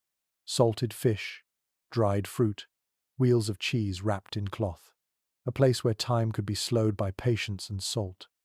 Some researchers suggest that the kitchen staff formed a world apart within the castle, bound by skill and secrecy. To feed hundreds in a fortress required trust. You had to know when to season a dish and when to stay silent. In a way, these cooks were alchemists, turning raw matter into moments of joy that dissolved almost as soon as they were tasted. You return to the main hearth, where the air feels warmer again. The ashes glow faintly in your imagination, as if someone has just banked the fire for the night.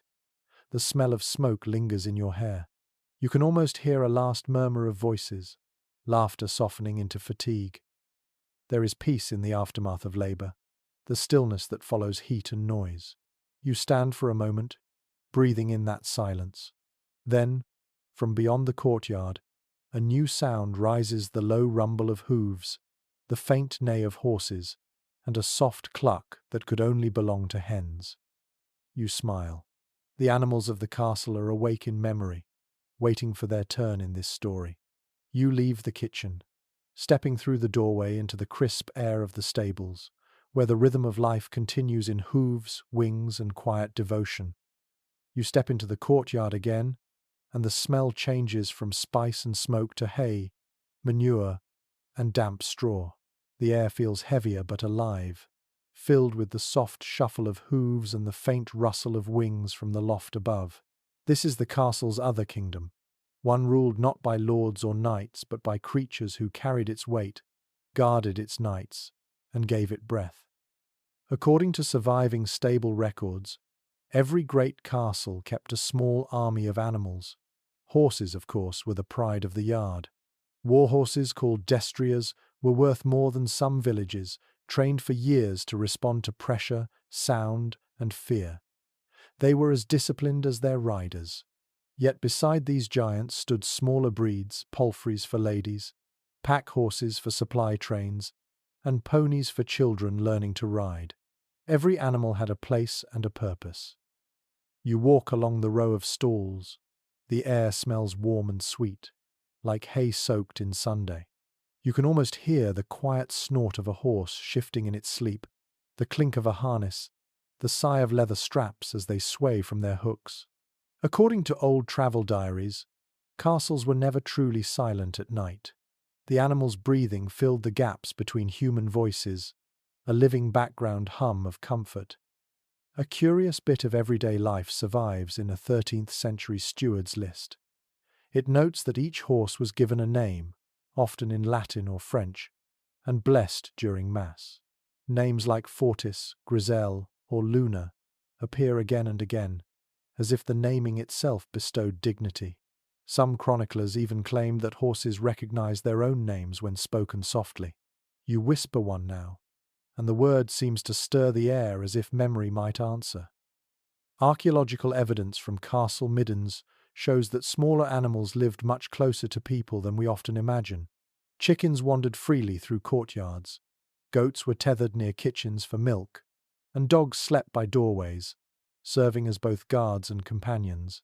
Cats stalked through storerooms, fierce little guardians of grain and parchment alike. Life here was never sterile. The scent of the barn mixed with that of bread, sweat, and smoke until it all became one smell: existence.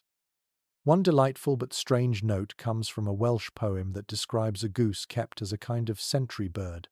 Its honking was said to warn of intruders long before a watchman's cry. The image is amusing yet practical. In a world without alarms, feathers could serve where iron failed. Some historians continue to debate how animals were treated in castles. Evidence paints a mixed picture. Horses and hounds of the nobility were cherished, groomed daily, and buried with ceremony. Livestock and working beasts, by contrast, were often seen as property rather than partners. Yet even then, there were exceptions. A record from a northern abbey describes a stable boy who carved small crosses into the wooden beams above each stall, asking protection for the creatures in his care. Faith, it seems, extended beyond the human. You climb a short ladder into the hayloft, where the air is thick with dust and the faint sweetness of dried clover. The loft once stored fodder, but also served as a makeshift sleeping space for servants or guards on rotation. Imagine lying here on a winter night, half buried in hay, the sounds of animals rising softly below. Warmth, breath, and rhythm, the castle's heartbeat in living form. A small but telling discovery during a castle excavation revealed bones of pets buried separately from livestock. One was a small dog wrapped in linen, placed near what had been a doorway. Scholars still wonder if it was buried there to guard the threshold even in death. The idea fits with how medieval people saw the world, not as separate species, but as a web of service, loyalty, and spirit. You sit on a bale and look down. The shadows of the stalls stretch long across the floor. Somewhere below you hear the faint squeak of a mouse and smile at the thought that not much has changed. Nature, even surrounded by walls, always finds a way to continue its quiet work. According to a handful of royal hunting accounts, dogs held a special place in castle life. They were more than tools for sport. They were companions who slept beside their masters and followed them into battle. Breeds were carefully bred and trained. A hunting dog could carry its own heraldic collar, a mark of prestige shared with its owner. In some illuminated manuscripts, dogs are painted sitting at the foot of saints and kings alike, a symbol of loyalty that transcended rank. The air grows cooler as you climb down again. You cross the yard toward the edge of the wall, where a dovecote rises, like a small tower of its own. Hundreds of small holes pock the inside walls, each once home to a pigeon. Their droppings were valuable for fertilizer, their feathers for writing quills, their meat for the table. Even birds had their role in the castle's balance. A curious anecdote recorded by a monk describes a lord who released pigeons carrying messages to his wife during long campaigns. The letters were tied with silk thread, sometimes no more than a few words of affection. One bird even returned months later, bedraggled but alive. The chronicler called it a miracle. You prefer to think of it as devotion, stubborn and winged. You walk back toward the main courtyard, passing a well-trodden path that glows faintly in the moonlight. The night feels alive, filled with invisible company. Every sound, the snort of a horse, the flap of wings, the soft hum of crickets reminds you that castles were ecosystems as much as fortresses. As you reach the doorway to the next hall, the animal noises fade into quiet again. Ahead lies a different kind of life, etched into the very stone itself. Carvings, scratches, and forgotten drawings wait to speak their silent messages. The castle's walls are ready to tell you what its people could not. You step once more into the shadow of the inner walls, leaving behind the warm breath of the stables. The air inside is cool again, dry and faintly scented with dust and lichen. Your torchlight glides across the stones, and for the first time you begin to notice that the walls are not empty at all. They are alive with markings, a quiet archive written by countless forgotten hands. According to conservation studies of castle interiors, carved graffiti has been found in nearly every surviving fortress. It ranges from careful inscriptions of names to rough sketches of ships, crosses, faces, or even prayers. These were not acts of vandalism, but expressions of existence. A mason, a prisoner, a servant, a child, each left a mark to say, "I was here." You bend close to one section and trace a faint heart carved into the surface, its lines shallow but stubbornly visible after hundreds of years. The masons who built these castles often signed their work with small symbols, hidden within the mortar lines. It was a form of identity and pride in a time when most labourers were nameless. According to guild records from the 14th century, each mason's mark was unique, used like a signature to ensure payment for the blocks he had cut. What looks like random scratches today once carried personal meaning, a language only builders could read. A curious discovery in one English keep revealed a small drawing of a sailing ship carved deep inside a tower far from the sea. Scholars puzzled over it for years before deciding that it might have been made by a homesick mason from the coast. It is a gentle thought that even within stone walls, the human mind drifts back to open water. You move your torch along the surface, and another set of markings appears, faint lines forming a figure, perhaps a saint or an angel. The face is worn smooth, but the gesture of raised hands remains. Some historians suggest that these carvings were talismans, protections against misfortune or evil. In an age of faith and superstition, the boundary between prayer and craft was thin. A particularly intriguing example comes from a castle chapel in Normandy, where an inscription reads Oremus pro nobis beside a crude drawing of a wolf. The meaning is still debated. Was it a plea for divine protection, or a symbolic warning to enemies? Interpretations shift like light on stone. You smile at the thought that even scholars cannot fully decode what the builders perhaps never intended to explain. You pass through a narrow arch and find a spiral staircase descending into shadow. The walls here grow damper, the air colder. As you descend, the markings change. Gone are the neat lines of craftsmen. Instead, you find crude scratches, gouged deep by trembling hands. The letters are uneven, some backwards, others almost desperate. Prisoners left these. They carved prayers, curses, or simply names to prove they existed when no one else would. One well-preserved inscription in a Scottish dungeon reads, "Jesu mercy, Maria save me." The letters are shaky, carved with something blunt, perhaps a nail or a belt buckle. You stand there imagining the flicker of a dying candle, the smell of mould and fear, the slow passing of hours. The walls absorbed that pain, and in silence they still hold it. A curious discovery made during restoration in an Irish fortress revealed tiny carvings of animals in a dungeon wall. A horse, a dog, a bird. The artist was never identified. Perhaps a guard passing the time, or a prisoner remembering freedom. Such small acts of imagination are the castle's true secrets. They show that even in confinement, people found a way to create. Some researchers continue to ask whether certain markings were purely personal or had ritual meaning. Circles known as witch marks have been found near doorways and windows, drawn to ward off evil spirits. To the medieval mind, the unseen world was as real as the visible one. The castle's defences extended to both sword and symbol. You pause in front of one particularly delicate carving, a labyrinth. Its lines twist inward, spiraling toward a single point. Your torchlight shivers over it, and the pattern seems to move. Perhaps someone carved it as a prayer, a way to focus thought while confined in the dark. You trace its path with your finger and feel a strange calm. The maker is long gone, yet the shape still performs its quiet magic. Another detail catches your eye higher up, where the soot from torches has stained the wall. Someone once pressed their hand into wet plaster, leaving a perfect palm print. It is small, perhaps a child's. You press your own hand over it and feel the strange intimacy of time collapsing. The warmth of your skin against ancient stone feels like a handshake through centuries. A poet once wrote that castles were built to resist time, but their walls ended up recording it instead. You understand now. Every scratch, every mark, every whisper trapped between stones is a piece of memory disguised as architecture. You step back and let your torchlight play across the wall one last time. The carvings seem to shimmer faintly as the flame flickers.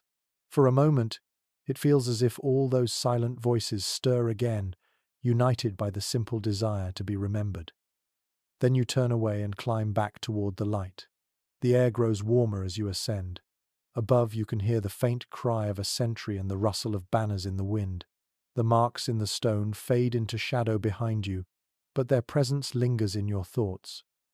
Beyond this stairway lies another part of the castle's story, the times when its defences were tested, when fear pressed against its gates and hope became a matter of patience.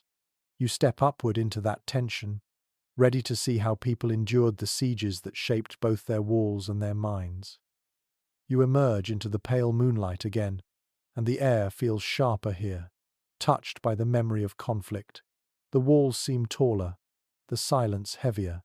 This is where the castle once prepared for its greatest fear, a siege. The open yard stretches before you, calm now, but it once bristled with tension, its quiet broken by shouts, hammer blows, and the crack of firewood turned to defense. According to royal military records from the 13th century, the average siege could last weeks or even months.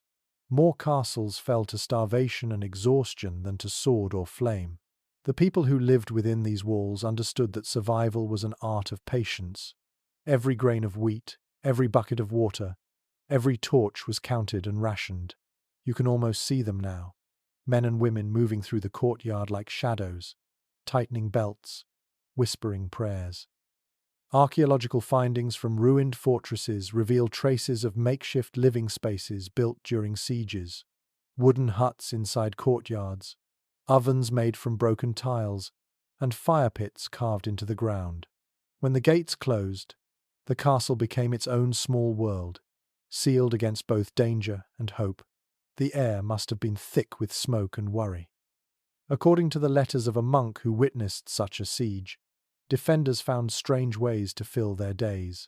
They told stories, mended clothes, even played music. He described a young boy who made a flute out of a reed from the moat, his tune echoing faintly through the halls at night. That sound, he wrote, was more haunting than the enemy's drums. One small but revealing fact found in siege accounts is that waste management became an act of strategy. Hidden latrines were built into the outer walls so the smell would not reveal weakness. Buckets of lime were used to mask the odor. You imagine the quiet relief of finding routine in chaos, of turning necessity into order. A curious anecdote from a castle in Gascony tells of defenders who dropped beehives on attackers scaling the walls. It sounds almost humorous, but it was recorded with pride. Nature, when properly provoked, became a weapon. Another story mentions boiling sand poured through narrow holes, preferred over oil because it could seep into armor joints and burn slowly. The ingenuity of desperation leaves its own kind of respect. Some experts continue to debate whether sieges truly tested courage or simply endurance. There were few glorious battles here, only long hunger and longer nights. Chroniclers describe people sleeping fully dressed, weapons within reach, prayers muttered under breath before sleep. Yet amid all this vigilance, moments of normal life persisted. Children still played with sticks. Couples still stole quiet glances. Humanity refused to vanish, even in fear. You walk slowly along the inner wall. The stones under your hands feel rougher here, patched and scarred from repairs. You stop near a small window slit and peer out into the open darkness beyond the moat. Imagine the sight centuries ago. Enemy campfires glowing like scattered stars, tents moving faintly in the wind, distant drums marking the passage of time. Inside, people listened to that rhythm and waited. Waiting was its own battle.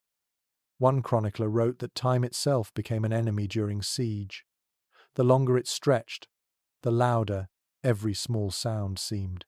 The creak of a gate hinge, the cough of a sentry, even the scratch of a mouse could make hearts race. Sleep came in fragments, haunted by dreams of fire and collapse. A curious physical reminder of such anxiety survives in many keeps. Deep grooves worn into stair rails and doorposts where hands gripped them too tightly, too often. Fear leaves marks not only on memory but on stone. You run your fingers along one of these grooves and feel the echo of that tension. Sometimes, of course, no attack ever came.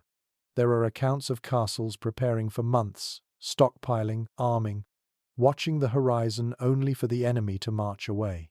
Relief and disappointment mingled strangely then. Soldiers who had sharpened swords in anticipation found themselves restless, their courage unused. The stillness after unspent fear can feel heavier than battle. A single recorded incident tells of a castle whose defenders, after waiting half a year for a siege that never arrived, celebrated with a mock battle inside the walls. They split into teams, using wooden shields and laughter as weapons. It sounds absurd, but it was their way of shaking off the silence. You can almost hear the echo of their shouts in the air around you now.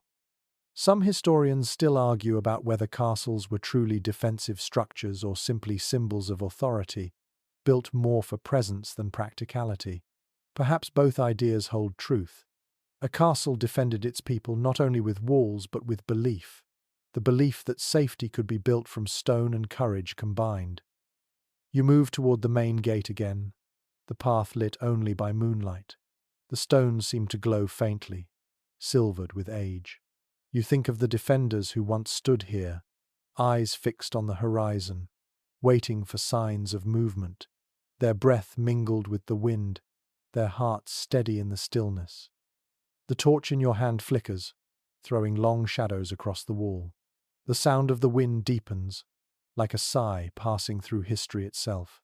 The siege is long over, but its silence remains, echoing in the calm night.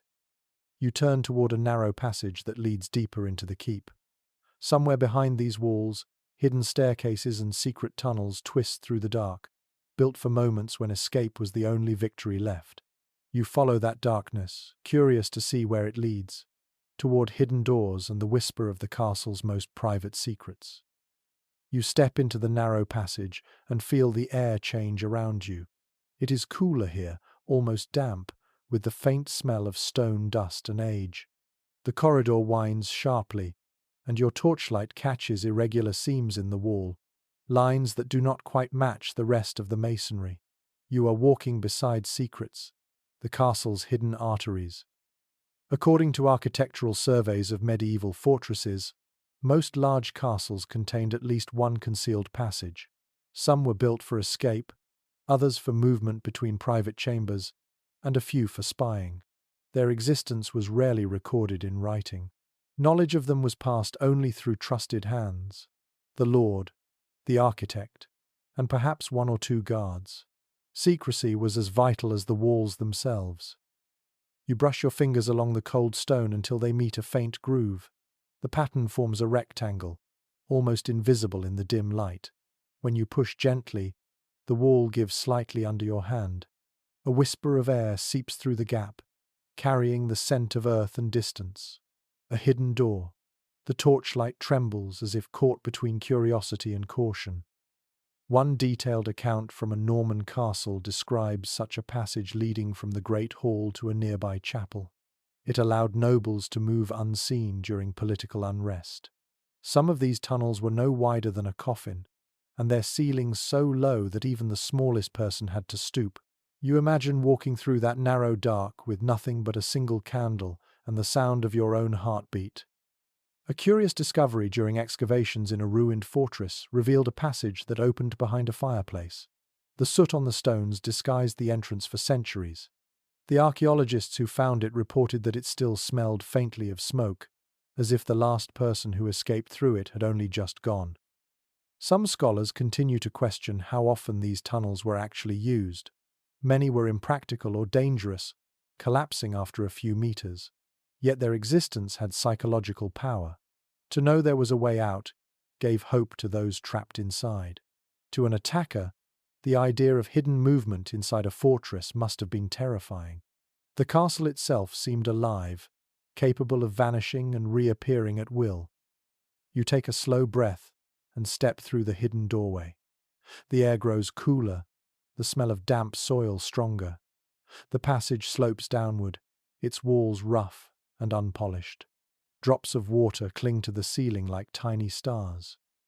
You move carefully, listening to the faint echo of each footstep. The sound folds back on itself, confusing direction. Time feels strange here. According to a surviving note in a medieval builder's ledger, workers were often sworn to secrecy with blessings and oaths before constructing such tunnels. Breaking that vow could result in banishment or worse. The secrecy was considered sacred, a kind of holy silence surrounding the act of making an invisible path. One odd yet touching story appears in a 16th century retelling of an older legend. It tells of a young mason who fell in love with the Lord's daughter while building a secret staircase. He carved a tiny symbol, a rose, into one of the steps as a memory of her. Centuries later, restorers found a small carving of a flower hidden deep beneath layers of dust. Perhaps the story was not entirely fiction. You pause to rest your torch on a stone ledge and listen.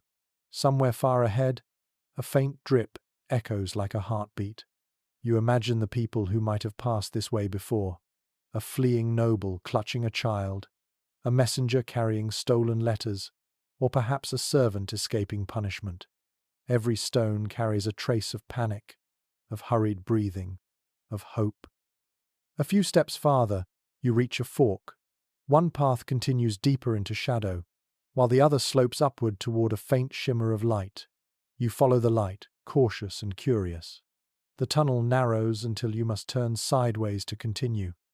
Your shoulder brushes against the wall, and the grit of old mortar presses into your sleeve.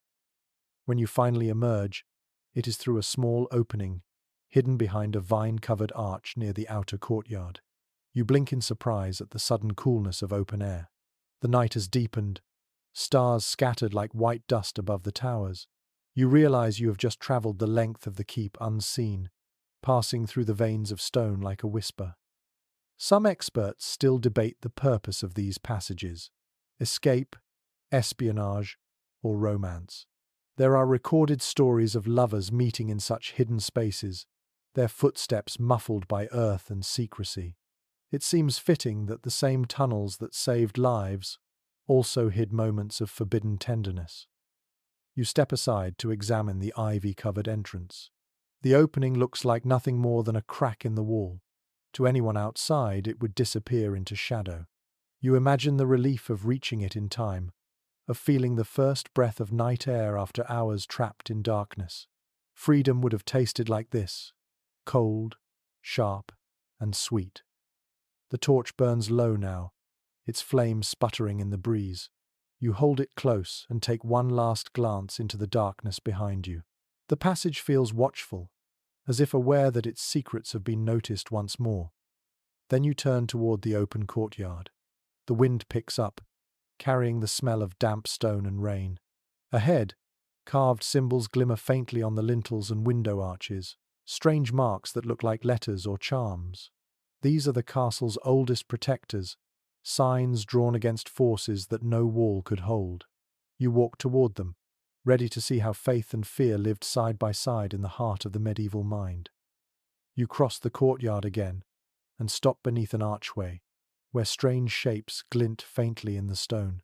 The symbols are everywhere once you notice them: tiny carvings beside doors, above windows, even beneath the eaves. Some are circles, others spirals, stars, or simple crosses. The wind sighs softly through the cracks, as if whispering old words you can almost understand. According to studies of medieval superstition, these marks were not decoration, they were protection. Builders carved them to guard against lightning, sickness, or spirits thought to slip through unseen openings. Every symbol had a purpose, a silent prayer folded into stone.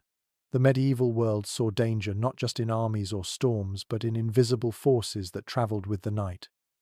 You reach out and touch one of the carvings. The groove is shallow but deliberate, smooth from centuries of fingertips repeating the same gesture. In that motion, fear becomes habit and habit becomes faith. A chronicle from a Yorkshire manor records that masons often cut the first cross before laying the foundation stone, asking heaven to watch over the labourers and the structure alike. One curious note appears in a scribe's marginalia from the late 13th century. He wrote that the letter V scratched above a door stood for Virgo Maria, a call to the Virgin to keep misfortune away. Over time, the letter merged into overlapping shapes that looked like flowers. Visitors centuries later assumed they were mere ornament, never realizing they were blessings disguised as beauty. Some experts continue to debate whether certain symbols were Christian prayers or remnants of older, pre-Christian rites. Spiral patterns, for instance, have appeared in fortresses and temples alike. Perhaps they were simply carried forward from memory, an unbroken thread from the ancient world into the Middle Ages. People may have forgotten their meaning, but not their comfort. You move along the wall, your torchlight revealing faint outlines of runes that look almost like waves. These were sometimes called daisy wheels or hex foils. They were drawn near hearths, stables, or sleeping chambers to confuse wandering spirits. It was said that evil followed straight lines, so the endless circle trapped it forever. You imagine a mother carving such a mark above her child's bed, trusting geometry more than sword or sermon. A delightful but strange record from a Flemish household mentions that some families hung dried herbs in the same pattern as the wall carvings, weaving rosemary and thyme into circular bundles. The fragrance was believed to strengthen the symbol's power, scent itself acting as a guardian. You close your eyes for a moment and can almost smell it, sharp and clean in the cool night air. According to travelers' accounts, charms against bad luck often blended with everyday life. People sewed tiny bells into clothing, tied bits of ribbon around candle holders, or hid small bones in corners of rooms. The castle may have looked invincible from afar, but inside its walls people relied as much on whispers and ritual as on stone and iron. One fragment of folklore recorded in a French abbey tells that before a storm, servants would mark an X on the kitchen door using the soot from the hearth. They believed it kept lightning from striking. Whether it worked or not, the gesture offered reassurance. The simple act of doing something gave courage, when the wind began to howl. You glance up toward the tower where an iron horseshoe still hangs above a window. That tradition, too, began in this era. Iron was thought to repel spirits, and the shape of the shoe, a crescent, was tied to the moon's protection. Time has worn it thin, but its purpose remains. A curious discovery made during restoration at an English keep revealed a collection of charms hidden within the masonry. A child's shoe, a broken comb, and the bones of a small bird wrapped in linen. Each item, according to the builders, was meant to distract evil that might enter the walls. Historians still debate whether these were religious offerings or fragments of folklore too stubborn to die. Whatever their origin, they speak of fear transformed into creativity. You pause by a window and look out at the dark fields. The world beyond feels distant, almost unreal, but inside this circle of stone you sense the heartbeat of human hope. Every mark and charm was an attempt to make the unseen world a little safer, to believe that mystery could be shaped by touch. In one old sermon, a monk wrote that superstition was the child of fear and imagination. Yet even he admitted that fear itself was proof of faith, the belief that something larger listened, even if it never answered. Perhaps that is what these carvings meant all along. Not certainty, but the desire for it. The torch flickers against the wall and catches the last carving. A small sunburst cut above a doorway. The rays spread outward like a quiet smile. You step beneath it, feeling a strange warmth despite the cold. Behind you, the shadows seem softer now, as if pacified by attention. Ahead, the faint sound of music drifts through the hallways. A lute's slow rhythm mixes with low voices humming a familiar tune. The castle's faith in symbols fades into faith in sound, and the night begins to vibrate gently with melody. You follow that sound toward the great stairway, where harmony waits to replace silence. You follow the sound of music through a narrow corridor that opens into a small hall. The air feels lighter here, touched by warmth and rhythm. You pause in the doorway, letting your ears adjust. A lute plucks softly, joined by the faint hum of a voice that could be centuries old. The melody drifts through the air like candle smoke, curling around pillars and tapestries. According to surviving manuscripts of courtly life, music filled nearly every corner of medieval castles. It was not just for feasts or festivals, but a part of daily rhythm. A psalm might accompany dawn, a dance after supper, a quiet song to soften long nights. Music bridged the gap between the sacred and the ordinary. Its echoes could lift a fortress from gloom to grace. You walk farther into the hall, and the acoustics immediately embrace you. The stone carries sound in ripples, turning a single note into something endless. Builders understood this, whether consciously or by instinct. A well-placed arch could make even the simplest voice seem angelic. Chroniclers of the 12th century mention that some halls were designed specifically for song, their dimensions set not by numbers but by listening. One well-known fact preserved in abbey records reveals that many castle musicians were trained in monasteries before entering noble service. They carried with them fragments of sacred melodies, weaving them into secular tunes. The blend of divine and earthly themes gave medieval music its haunting tone, half prayer, half memory. A charming but lesser-known note in a troubadour's diary tells of musicians tuning their instruments by candlelight, using the flicker of the flame to match vibrations. The practice seems poetic, though entirely practical. You can almost picture it, a player bending close to the flame, plucking gently, the soft note merging with the light itself.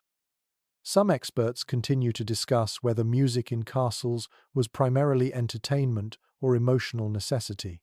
For many, it was both. Sound softened the severity of stone. In long winters, when darkness lingered for months, a familiar song could warm the spirit better than any fire. You find a stool near the hearth and sit, listening. The melody shifts into something slower, almost mournful. This would have been the hour for reflective songs, the kind sung by travelling minstrels who carried news between courts. Their verses told of wars, love, miracles, and loss. Every listener found something of themselves within those lines. A curious entry in a Scottish household record mentions that lords often paid musicians not in gold but in cloth or food, symbols of gratitude that kept them travelling from castle to castle.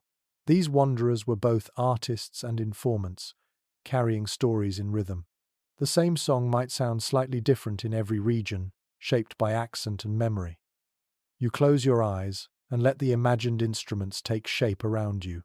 The low hum of a viol, the bright trill of a flute, the pulse of a drum. Together they weave a tapestry of sound, more alive than silence but gentler than speech. The rhythm matches the slow flicker of the fire, each note a reminder that time, too, has music. According to illuminated manuscripts of minstrelsy, performers often played with deliberate imperfection, leaving spaces between notes to let the hall breathe. It was said that true beauty lay in the pause, the small silence between sounds. You feel that truth settling over you now as the tune fades into stillness. A curious story from a Spanish court tells of a young musician who played so softly one evening that guests began to fall asleep at the table. The chronicler wrote that it was not boredom but peace that overcame them, as if the notes carried a charm for rest. You smile, wondering if he would have fit perfectly into this moment.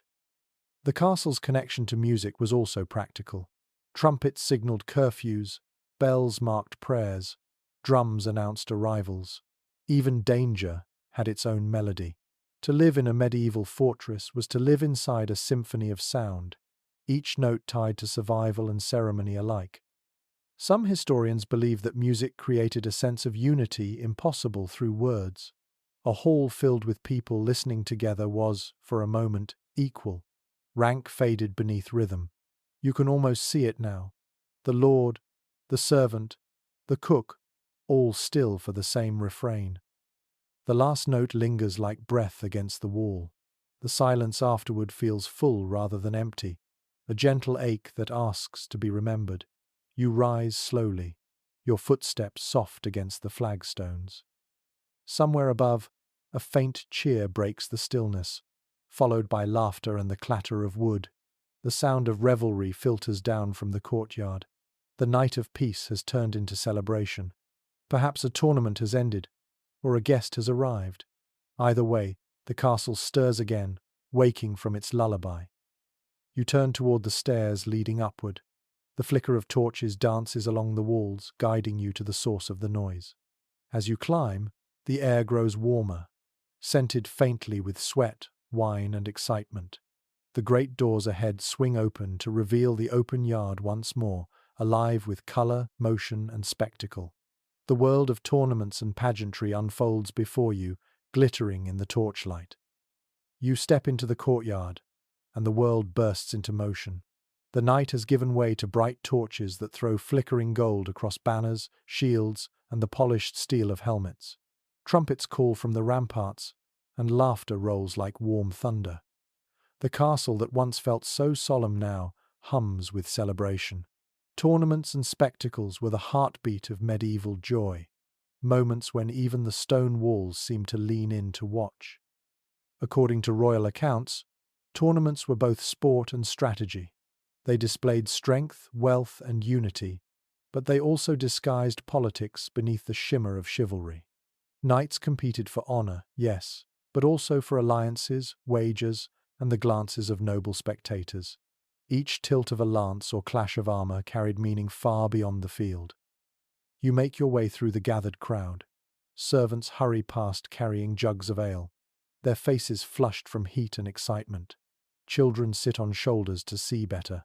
In the distance, two riders prepare for the joust, their horses stamping restlessly, plumes shaking like the breath of dragons.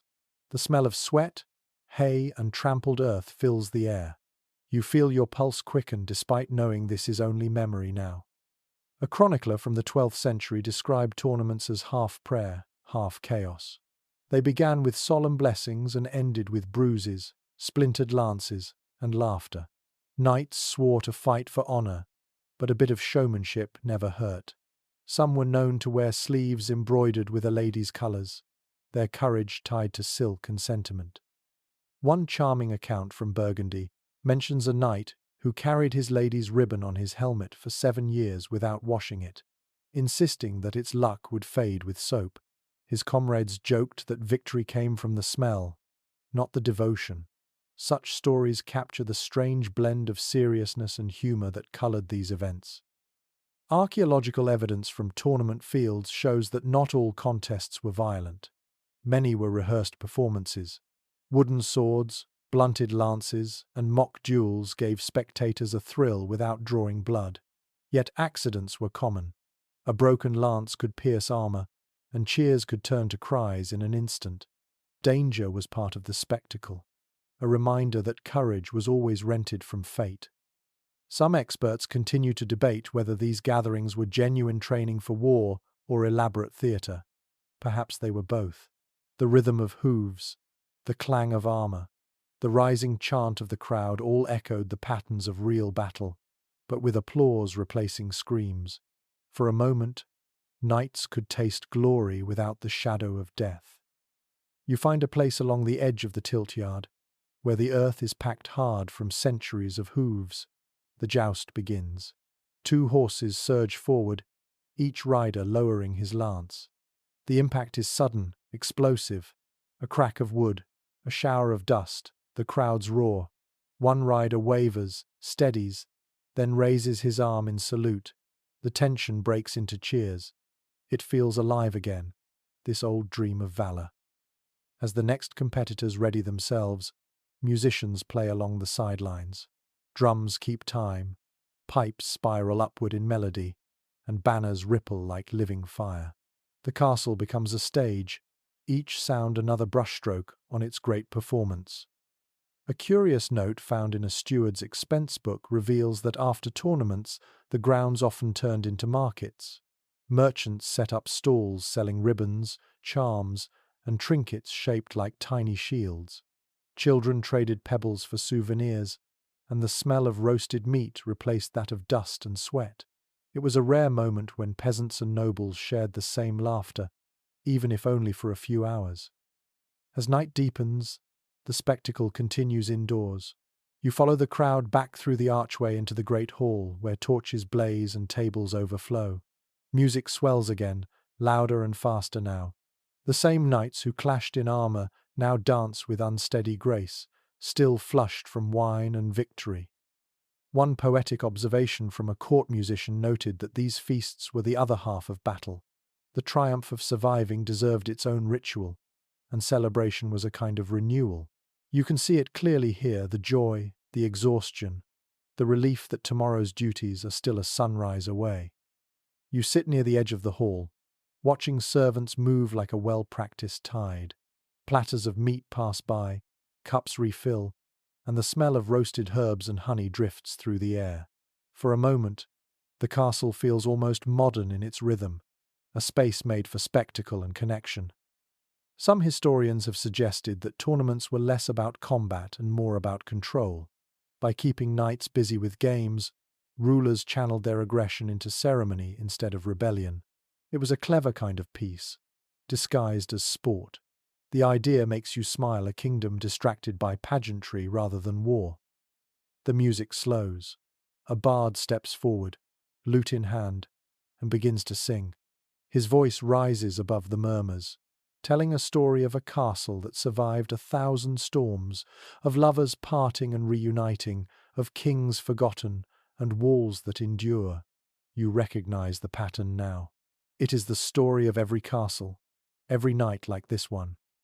When the song ends, the crowd claps softly, almost reverently. The fire pops in the hearth, sending a spark upward like a fleeting star. Outside, the trumpets fall silent. The games are over, the laughter fading into satisfied sighs. You rise quietly and step away from the hall. The noise behind you softens until only the crackle of distant torches remains. Ahead, the corridor leads downward into cooler air again. Somewhere below, the sound of dripping water and clinking coins hints at another truth of castle life, the unromantic work of trade, treasure, and taxation. The glitter of gold waits in the dark. You follow the slope of the corridor downward, until the sounds of music and laughter vanish completely. The air grows heavier, damp, with the scent of earth and metal. A faint flicker of torchlight glints off something dull and grey along the wall. You realize you have stepped into the underbelly of the castle, the place where wealth was counted and guarded, where the pulse of commerce kept the fortress alive. According to royal household records, every major castle functioned as a center of local trade.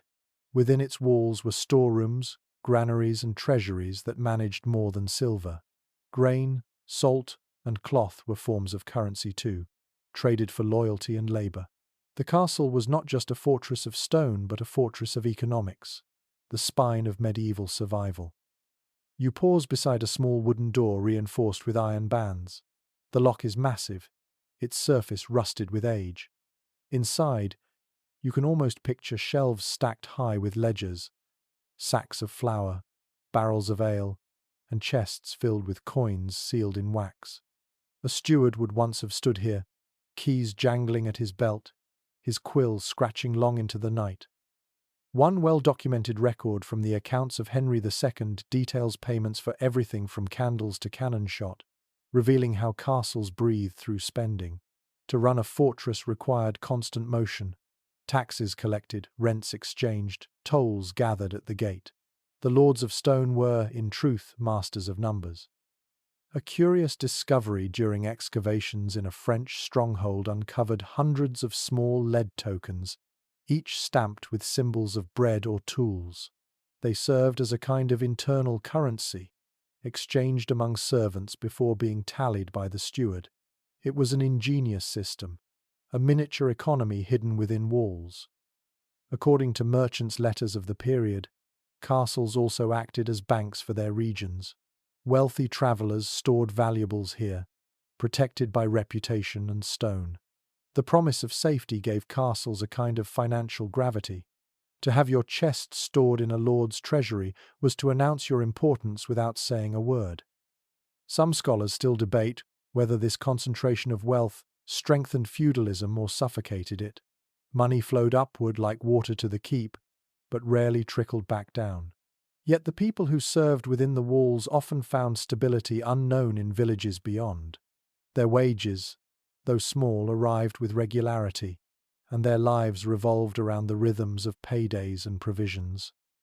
You walk deeper into the cellar, your torch reflecting faintly on coins embedded in cracks of stone. Perhaps they were dropped centuries ago, their owners long gone.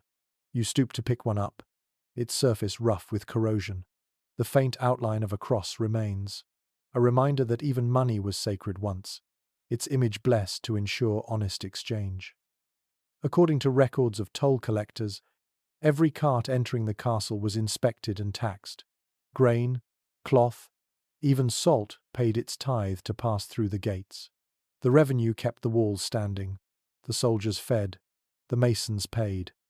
It was an endless circle of debt and labor, balanced by faith in structure. A small but intriguing detail found in a steward's personal diary mentions the use of coded language in ledgers. Certain debts were written under nicknames or drawn as symbols: a loaf for a bribe, a dove for a favor. The system was subtle enough that only insiders could read it. Corruption, it seems, has always preferred the company of clever minds. The torchlight dances across another section of the wall, illuminating carved niches where documents were once stored in wooden chests. The smell of wax and parchment still lingers faintly, dry and sweet. You can almost hear the rustle of paper, the steady scratch of quills counting each coin, each bushel, each promise. Some historians have noted that stewards and clerks often wielded more real influence than soldiers. Numbers carried power of their own. A single line on a page could decide who starved and who prospered. In many ways, the castle's true weapon was ink. You reach the end of the corridor, where a small arch opens into another chamber. Inside, the ceiling is low and arched, built for security rather than comfort. This was the strong room. Chests once lined the floor here, sealed with wax and guarded day and night. The treasure was both literal and symbolic, the proof of authority that kept loyalty intact. A curious anecdote in a merchant's letter describes a time when a castle lord, desperate to fund a campaign, melted his silver tableware into coins. The gesture impressed his soldiers more than any speech could. It showed that even nobility could bleed metal when needed. The torch wavers as a draft moves through the chamber. For a moment, the light makes the walls shimmer as if gold still gleams beneath the surface. It is easy to imagine the hum of activity that once filled this place. The counting, the arguing, the quiet sighs of clerks balancing columns by candlelight. Then the silence returns, steady and deep. You realize that every sound of life above the laughter, the music, the tournaments was sustained by the patient labor of those who worked in this shadowed world. The glamour of the castle stood on the shoulders of ink-stained hands. You take one last look around the cellar. The faint smell of iron mingles with the cool air, and a single droplet falls from the ceiling into a crack below. It is a small sound, yet it seems to echo the rhythm of all those long-ago transactions. As you climb back toward the light, you feel the change in the air again. The passage leads toward colder stone, toward places where money meant little. The treasury gives way to the cells, where fate balanced itself in chains and mercy. You follow the sound of dripping water and the slow thud of your own steps into the darkness below, where prisoners and promises once shared the same walls. The air cools as you descend, growing thick with the smell of damp stone and rusted iron. The faint drip of water becomes your only companion. The torch in your hand sputters softly, its light trembling against the walls. You have entered the castle's deepest chambers, the place where justice, punishment, and patience lived side by side. The stones here do not echo celebration. They hold their breath. According to judicial records preserved from several medieval estates, most castles contained at least one prison, often beneath the Great Hall or near the Gatehouse. These cells were not always for common criminals. Many held political prisoners, hostages, and unlucky nobles who had fallen out of favor. The rooms were rarely large, their ceilings low, their air heavy. To be locked here meant to vanish from the world above. You move through a narrow corridor lined with small arched openings. Inside each is a chamber just wide enough for a straw bed and a bucket. The air smells of dust, lime, and time itself. In one cell, the wall bears a carving of a simple cross. The lines are uneven, scraped by someone desperate for grace, a reminder that even hope can survive in the darkest corner. According to the writings of a Benedictine chronicler, prisoners were sometimes granted a candle on holy days. He described the moment as both mercy and torment, the flicker of light reminding them of the world they could not see. You look at the small shelf cut into the wall before you and imagine that lonely flame, its smoke curling like a prayer no one answered. A curious discovery in a ruined castle dungeon revealed traces of ink on the plaster walls, faint marks that turned out to be Latin words. Scholars believe a captive cleric wrote fragments of psalms from memory, mixing them with personal thoughts. His final line, barely legible, reads, "I forgive the silence." The words linger like breath, patient and defiant. Some historians continue to debate how often these dungeons were used. Not all castles employed torture or long confinement. In many cases, imprisonment was symbolic, a pause between accusation and ransom. A noble enemy was more valuable alive than dead, a bargaining chip in the endless game of allegiance. You step farther into the passage, where the air feels colder still. The sound of dripping water grows louder, echoing against stone. The torchlight reveals iron rings set into the walls, their surfaces crusted with rust. These were once anchors for chains or ropes. You run your fingers along one and feel the chill of metal long unused. For a moment, it feels as if the castle itself still remembers who once stood here. A small but poignant detail survives in the diary of a traveling friar who visited a prisoner during Lent. He described singing hymns through the keyhole, so the captive could join from within. The image softens the idea of cruelty. Even in confinement, compassion managed to slip through cracks like light. The damp floor beneath your feet glistens faintly. A rat scurries past, disappearing into a crevice. The world down here belongs to shadows and whispers. Yet even in this silence, traces of humanity endure. Someone carved tally marks into the stone near the doorway. 37. Perhaps days. Perhaps something else entirely. According to castle inventories, prisoners were sometimes fed from the same kitchens that served the Lord's table, though their portions were smaller and often stale. Still, the act carried symbolic weight. The same bread that fed power also fed powerlessness. You find that symmetry oddly beautiful. A curious story passed down through local folklore tells of a prisoner who escaped by hiding inside a barrel of wine meant for the Lord's cellar. When the barrel was rolled through the gate, the man slipped free and vanished into the woods. No record confirms it, yet the tale persists, carried by generations who found delight in cleverness surviving cruelty. Some scholars remain divided over whether castles used their prisons as tools of fear or as measures of justice. Perhaps they were both. In a world built on hierarchy, to lose freedom was to lose identity. The castle did not need to punish with pain. Its silence was punishment enough. You pause by the final cell. Its door has rotted away, leaving only a frame of iron hinges. Inside, the air is still. You step across the threshold and hold your torch high. The walls here are covered in faint scratches, countless overlapping marks like waves. You cannot tell if they are words or simply the restless traces of hands that refuse to be still. Either way, they speak of endurance. Standing here, you understand something quiet about castles. They were not just homes for power or sanctuaries from war. They were mirrors of the human heart, strong, proud, but filled with rooms no light could reach.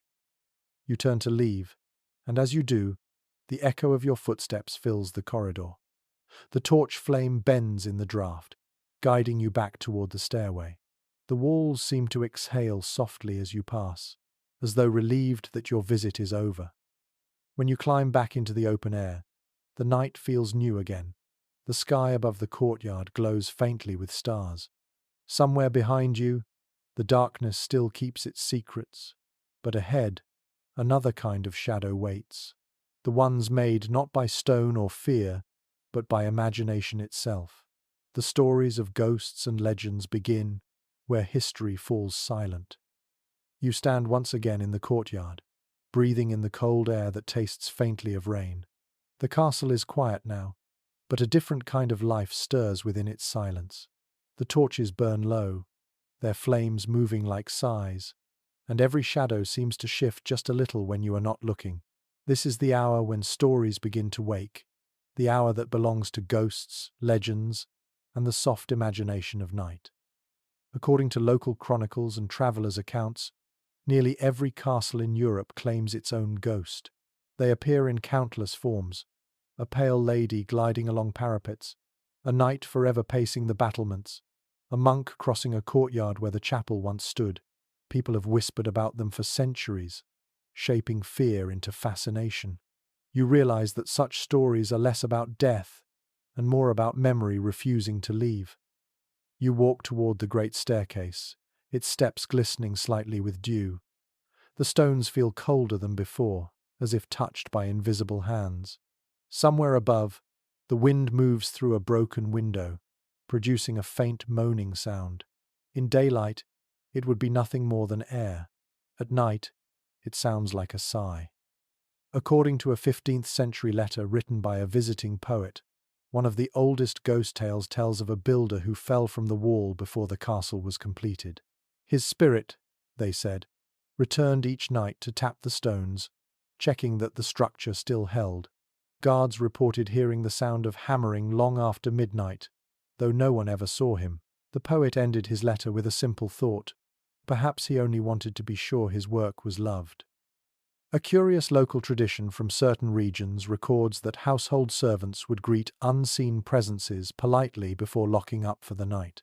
"Good rest to you," they whispered to the empty hall, a kind of truce between living and memory. You smile at the thought that courtesy extended even to ghosts. Some scholars still discuss whether these hauntings were born of fear, guilt, or simply the echo of imagination in cold stone. Castles amplified every sound, the creak of wood, the drip of water, the distant cry of an owl.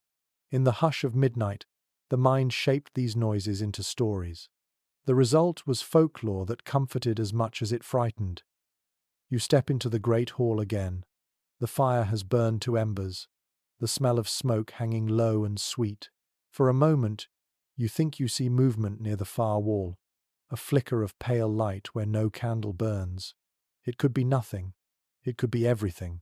The line between truth and superstition wavers like a reflection on water.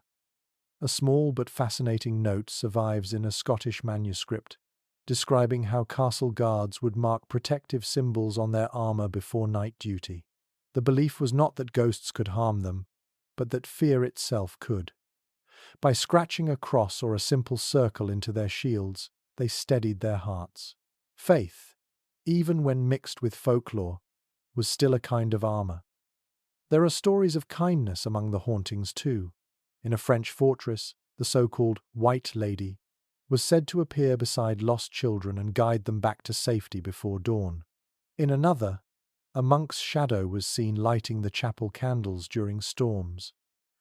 These tales suggest that people wanted to believe the past could still care for the present. According to later legends collected by folklorists, ghost stories served another purpose. They kept history alive. Each haunting anchored memory to place. A castle with no ghost, one writer joked, was merely a pile of stone without imagination. You glance around and think he might have been right. A curious discovery made during restoration of a ruined keep revealed fragments of parchment stuffed into cracks in the wall. They contained prayers for the dead written by servants centuries ago. Perhaps the legends began as acts of compassion, tiny gestures meant to give the forgotten a name again. Some experts continue to question why ghost tales have such endurance. Perhaps they exist because castles invite them. Their long corridors, their silence, their persistence through time all create a stage for memory to perform. Each generation adds another verse to the song, another shadow to the wall. You stand by the window and look out at the night. Mist gathers over the moat, turning the landscape into a silver sea. A faint ripple moves across it, though there is no breeze. You tell yourself it is only the water, yet a small part of you feels that the castle is still awake, listening. It occurs to you that ghosts might not be spirits at all, but echoes of emotions too strong to fade. Love, regret, longing, fear, these linger in places that have held them too long. A castle becomes a vessel of those feelings, replaying them like a song only the night can hear. The wind shifts, carrying a faint murmur through the hall. For an instant, you think you hear footsteps in the corridor behind you. When you turn, there is only silence. You laugh quietly, half at yourself, half at the power of the moment. Perhaps belief is its own kind of haunting. You take a deep breath and let the quiet settle again. The ghosts, if they exist, mean no harm. They are simply the castle's memories refusing to grow cold.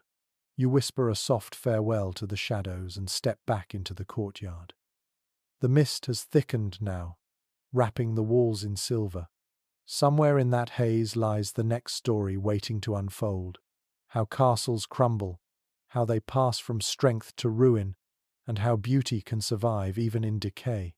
You walk toward the fading torchlight, ready to see what remains when time finally takes back what it once built. You pass through the mist-covered courtyard where the sound of your footsteps fades almost immediately. The moonlight seems softer now, reflecting on broken stone and patches of wild grass. The air carries the scent of wet earth and ivy, and the once proud walls around you lean gently toward ruin. This is the final stage of every fortress, the slow surrender to time. According to early Romantic travel writings, the fascination with castle ruins began long after their power had vanished. Poets and painters from the 18th and 19th centuries saw in these crumbling towers something noble, a beauty born from decay. They walked through overgrown courtyards like this one, and felt what they called sweet melancholy. You can feel it too, the mix of sadness and peace that only old places seem to hold. You walk beneath an arch where chunks of mortar hang loose like brittle lace. Moss has crept across the stones, softening every sharp edge. Nature, patient and gentle, reclaims what ambition built. Archaeologists who studied such ruins note that ivy does more than decorate. It weaves itself through cracks, holding stones together even as it consumes them. Destruction and preservation walk hand in hand. A curious detail appears in a survey of castle ruins in Wales. Explorers found small altars, built centuries after abandonment, likely by local villagers. They left coins, flowers, and bits of fabric offerings not to gods but to memory. The ruins had become sacred again, not for power, but for endurance. Some historians continue to debate whether the people who first saw their castles fall viewed them as losses or as relics. Perhaps both. To see your home become a ruin is to watch time draw a line between what was and what remains. Yet those who stayed behind, tending gardens among the rubble, must have found a quiet comfort in what endured. You pause near a broken window frame, its tracery still elegant, though much of the glass is gone. The wind moves through the opening with a low hum, almost like a voice. It speaks of centuries collapsing into one another, of lives layered so tightly that they can no longer be separated. Each ruined castle is not a monument to defeat, but to survival. One diary from a 19th century traveller describes sleeping inside such a ruin, his fire flickering beneath a collapsed arch. He wrote that the night felt strangely safe, as if the stones remembered their duty to shelter. He awoke at dawn to the sound of birds nesting in the cracks and wrote, "Even in ruin, the castle keeps watch." You kneel beside a fallen block carved with what was once part of a coat of arms. The details have faded, the edges softened, but you can still see the faint outline of a lion's paw. Symbols like this once carried lineage and pride. Now they rest quietly in the soil. There is humility in that transformation. A small but lovely custom has grown around ruined castles. Visitors leave flowers in the crevices of old walls, not for superstition but for respect. Each blossom is a gesture of gratitude for endurance, a silent acknowledgement that the stones have outlasted everything built to conquer them. According to cultural historians, the modern idea of nostalgia was born in places like this. Ruins remind us that beauty and impermanence can coexist. The decay invites reflection, not mourning. The castle does not die. It changes shape, becoming part of the landscape it once dominated. You walk toward a tower reduced to half its height. Inside, a sapling grows where the hearth once stood, its leaves trembling in the night breeze. The roots have found space between old flagstones, drinking from rain that seeps through the cracks. Life has returned in a quieter form. The smell of the young tree mingles with the cold scent of stone, creating something almost holy. A curious observation recorded by a conservationist notes that bats often choose ruined towers for roosting. Their wings replace the banners that once hung there. The rhythm of their flight at dusk becomes the new anthem of the place. It is easy to imagine that the castle, in its quiet decay, still fulfills its duty of protection this time, for creatures instead of people. You lift your gaze to the broken battlements outlined against the stars. Once, guards stood there to watch for enemies. Now only wind and birds keep vigil. The sky has reclaimed the view. There is a strange comfort in this reversal, as if the earth has finally exhaled after centuries of holding its breath.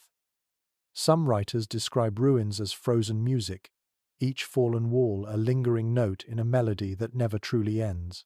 You can hear that song now in the rustle of grass, the whisper of air through hollow stones, the slow pulse of time still moving beneath your feet. You linger for a moment longer, tracing the rough surface of the wall beside you. It feels warm from the day's sun, though the night is cold. Perhaps the stones remember heat just as they remember voices. They have learned to keep the echoes of life within them. The torch in your hand burns low again, its flame trembling like the heartbeat of the story itself. Ahead, the path curves gently back toward the main keep, where the ruins rise into the dark like a crown worn thin by years. The castle's story is nearly complete, but its echo still grows softer rather than silent. You walk toward that last echo, ready to rest among its final reflections. You return to the great courtyard once more, now bathed in the faint light of dawn. The mist has thinned, and the sky above the towers glows with pale gold. What was once shadow now softens into detail. The worn steps, the ivy along the walls, the faint outline of old banners long turned to dust. The castle breathes quietly, as if relieved that another night has passed. According to early chroniclers, many castles began their mornings in ritual silence. The first bell would ring from the chapel, its tones spreading through stone and air like a slow awakening. Guards stretched stiff limbs, cooks stirred embers back to flame, and the world began again, unchanged and eternal. You can almost hear it, the gentle clang of iron, the mutter of prayer, the distant sound of hooves beginning their day. You walk toward the gatehouse and pause beneath its arch. The walls rise around you, vast and patient. For centuries, they have witnessed every rhythm of human life. Laughter, hunger, fear, ambition, love. You realize that a castle is not merely a monument of defense, it is a memory carved into the earth, a collection of ordinary moments preserved in extraordinary stone. A record from a medieval stonemasons guild once described their work as teaching rock to remember. The phrase lingers in your mind. It seems true now. Each stone here has remembered. It remembers every storm and celebration, every feast and famine. The echo of those who lived here hums faintly in the air, woven into the mortar itself. A curious little note from an old traveller's diary says that when he stood in a ruined keep at sunrise, he felt the heartbeat of time beneath the feet. You feel it too, a rhythm so faint it might be imagination, but also too steady to ignore. Perhaps that is what castles have always guarded, not treasure or rulers, but the quiet persistence of life itself. Some modern historians like to debate the purpose of castles. Were they fortresses, palaces, prisons, or symbols? Standing here, you realize they were all of those, and something simpler too. They were attempts to make safety visible, to turn human hope into architecture. The dream of permanence, set against the truth of impermanence. The wind moves through the courtyard again, carrying the faint fragrance of rain-soaked grass. A pair of swallows dart above the walls, their wings tracing patterns older than history. For them, the castle is not ruin or relic, only shelter. You watch them circle once, twice, then vanish into the open sky. You climb the last few steps to the wall walk. The view stretches outward, hills fading into haze, a river winding like a silver ribbon, and beyond that, the whisper of forests. Everything feels calm, as if the world itself is exhaling. Below, the courtyard remains still, but not empty. It feels full of stories, of memory, of something ancient and forgiving. A curious legend tells that if you press your ear to an old castle wall at sunrise, you can hear the past breathing softly. You try it. The stone feels cool against your cheek. At first, there is only silence, but then a faint vibration reaches you, like distant voices carried through centuries. It might be the wind, it might be something else. Either way, it feels alive. You step back and let your gaze rest on the towers one last time.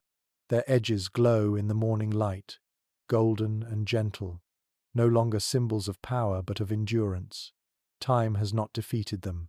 It has merely taught them to stand differently. Some philosophers describe history as a mirror that shows what humanity once dared to dream. If that is true, then castles reflect our most enduring dream, to build something that can outlast fear. Even now, their walls remind us that strength does not have to roar. Sometimes it only needs to remain. You take a slow breath, letting the cool morning air fill your lungs. The story feels complete now. The castle has given up its secrets, its fears, its laughter, and its quiet truths. It stands before you not as a ruin but as a teacher. The light spreads across the courtyard, washing the last traces of shadow from the stone. You close your eyes for a moment and let the warmth settle over you. The castle seems to rest too, content to be remembered once more. And so, as dawn rises fully and the world brightens, you turn away from the walls and begin to walk back down the path. Behind you, the fortress stands silent but not asleep, its echo following you like a lullaby carved into the air. The journey through the castle softens now, its sounds fading to a slow hush. The walls that once held armies and kings are quiet again, resting beneath the touch of sunlight. You imagine walking once more through the empty halls, the scent of dust and stone giving way to the freshness of morning. Every echo feels gentle, as if time itself is stretching after a long sleep. Let your mind wander back through what you've seen: the torchlight in the corridors, the laughter in the great hall, the faint melody of a lute drifting through shadows. These moments linger not as facts, but as feelings, soft impressions that settle like mist on calm water. The castle's story was never only about battles or power. It was about endurance, about warmth found within cold walls, kindness hidden between duties, and faith carried quietly through centuries. Its strength lies not in the iron that once guarded it, but in the tenderness that time could not erase. Now the air is still. The last torch has burned out, and only the slow rhythm of your breathing fills the space. The stones around you no longer seem heavy. They feel like company old, patient, and kind. You picture the towers dissolving into cloud, the moat reflecting only sky. Everything returns to calm. The castle remains, not as fortress but as memory, resting gently in the folds of history. Close your eyes. The world outside fades to silence. You are safe, surrounded by time and quiet. The story is over, but its peace continues. Let it carry you into sleep, soft as candlelight fading on stone. Sweet dreams.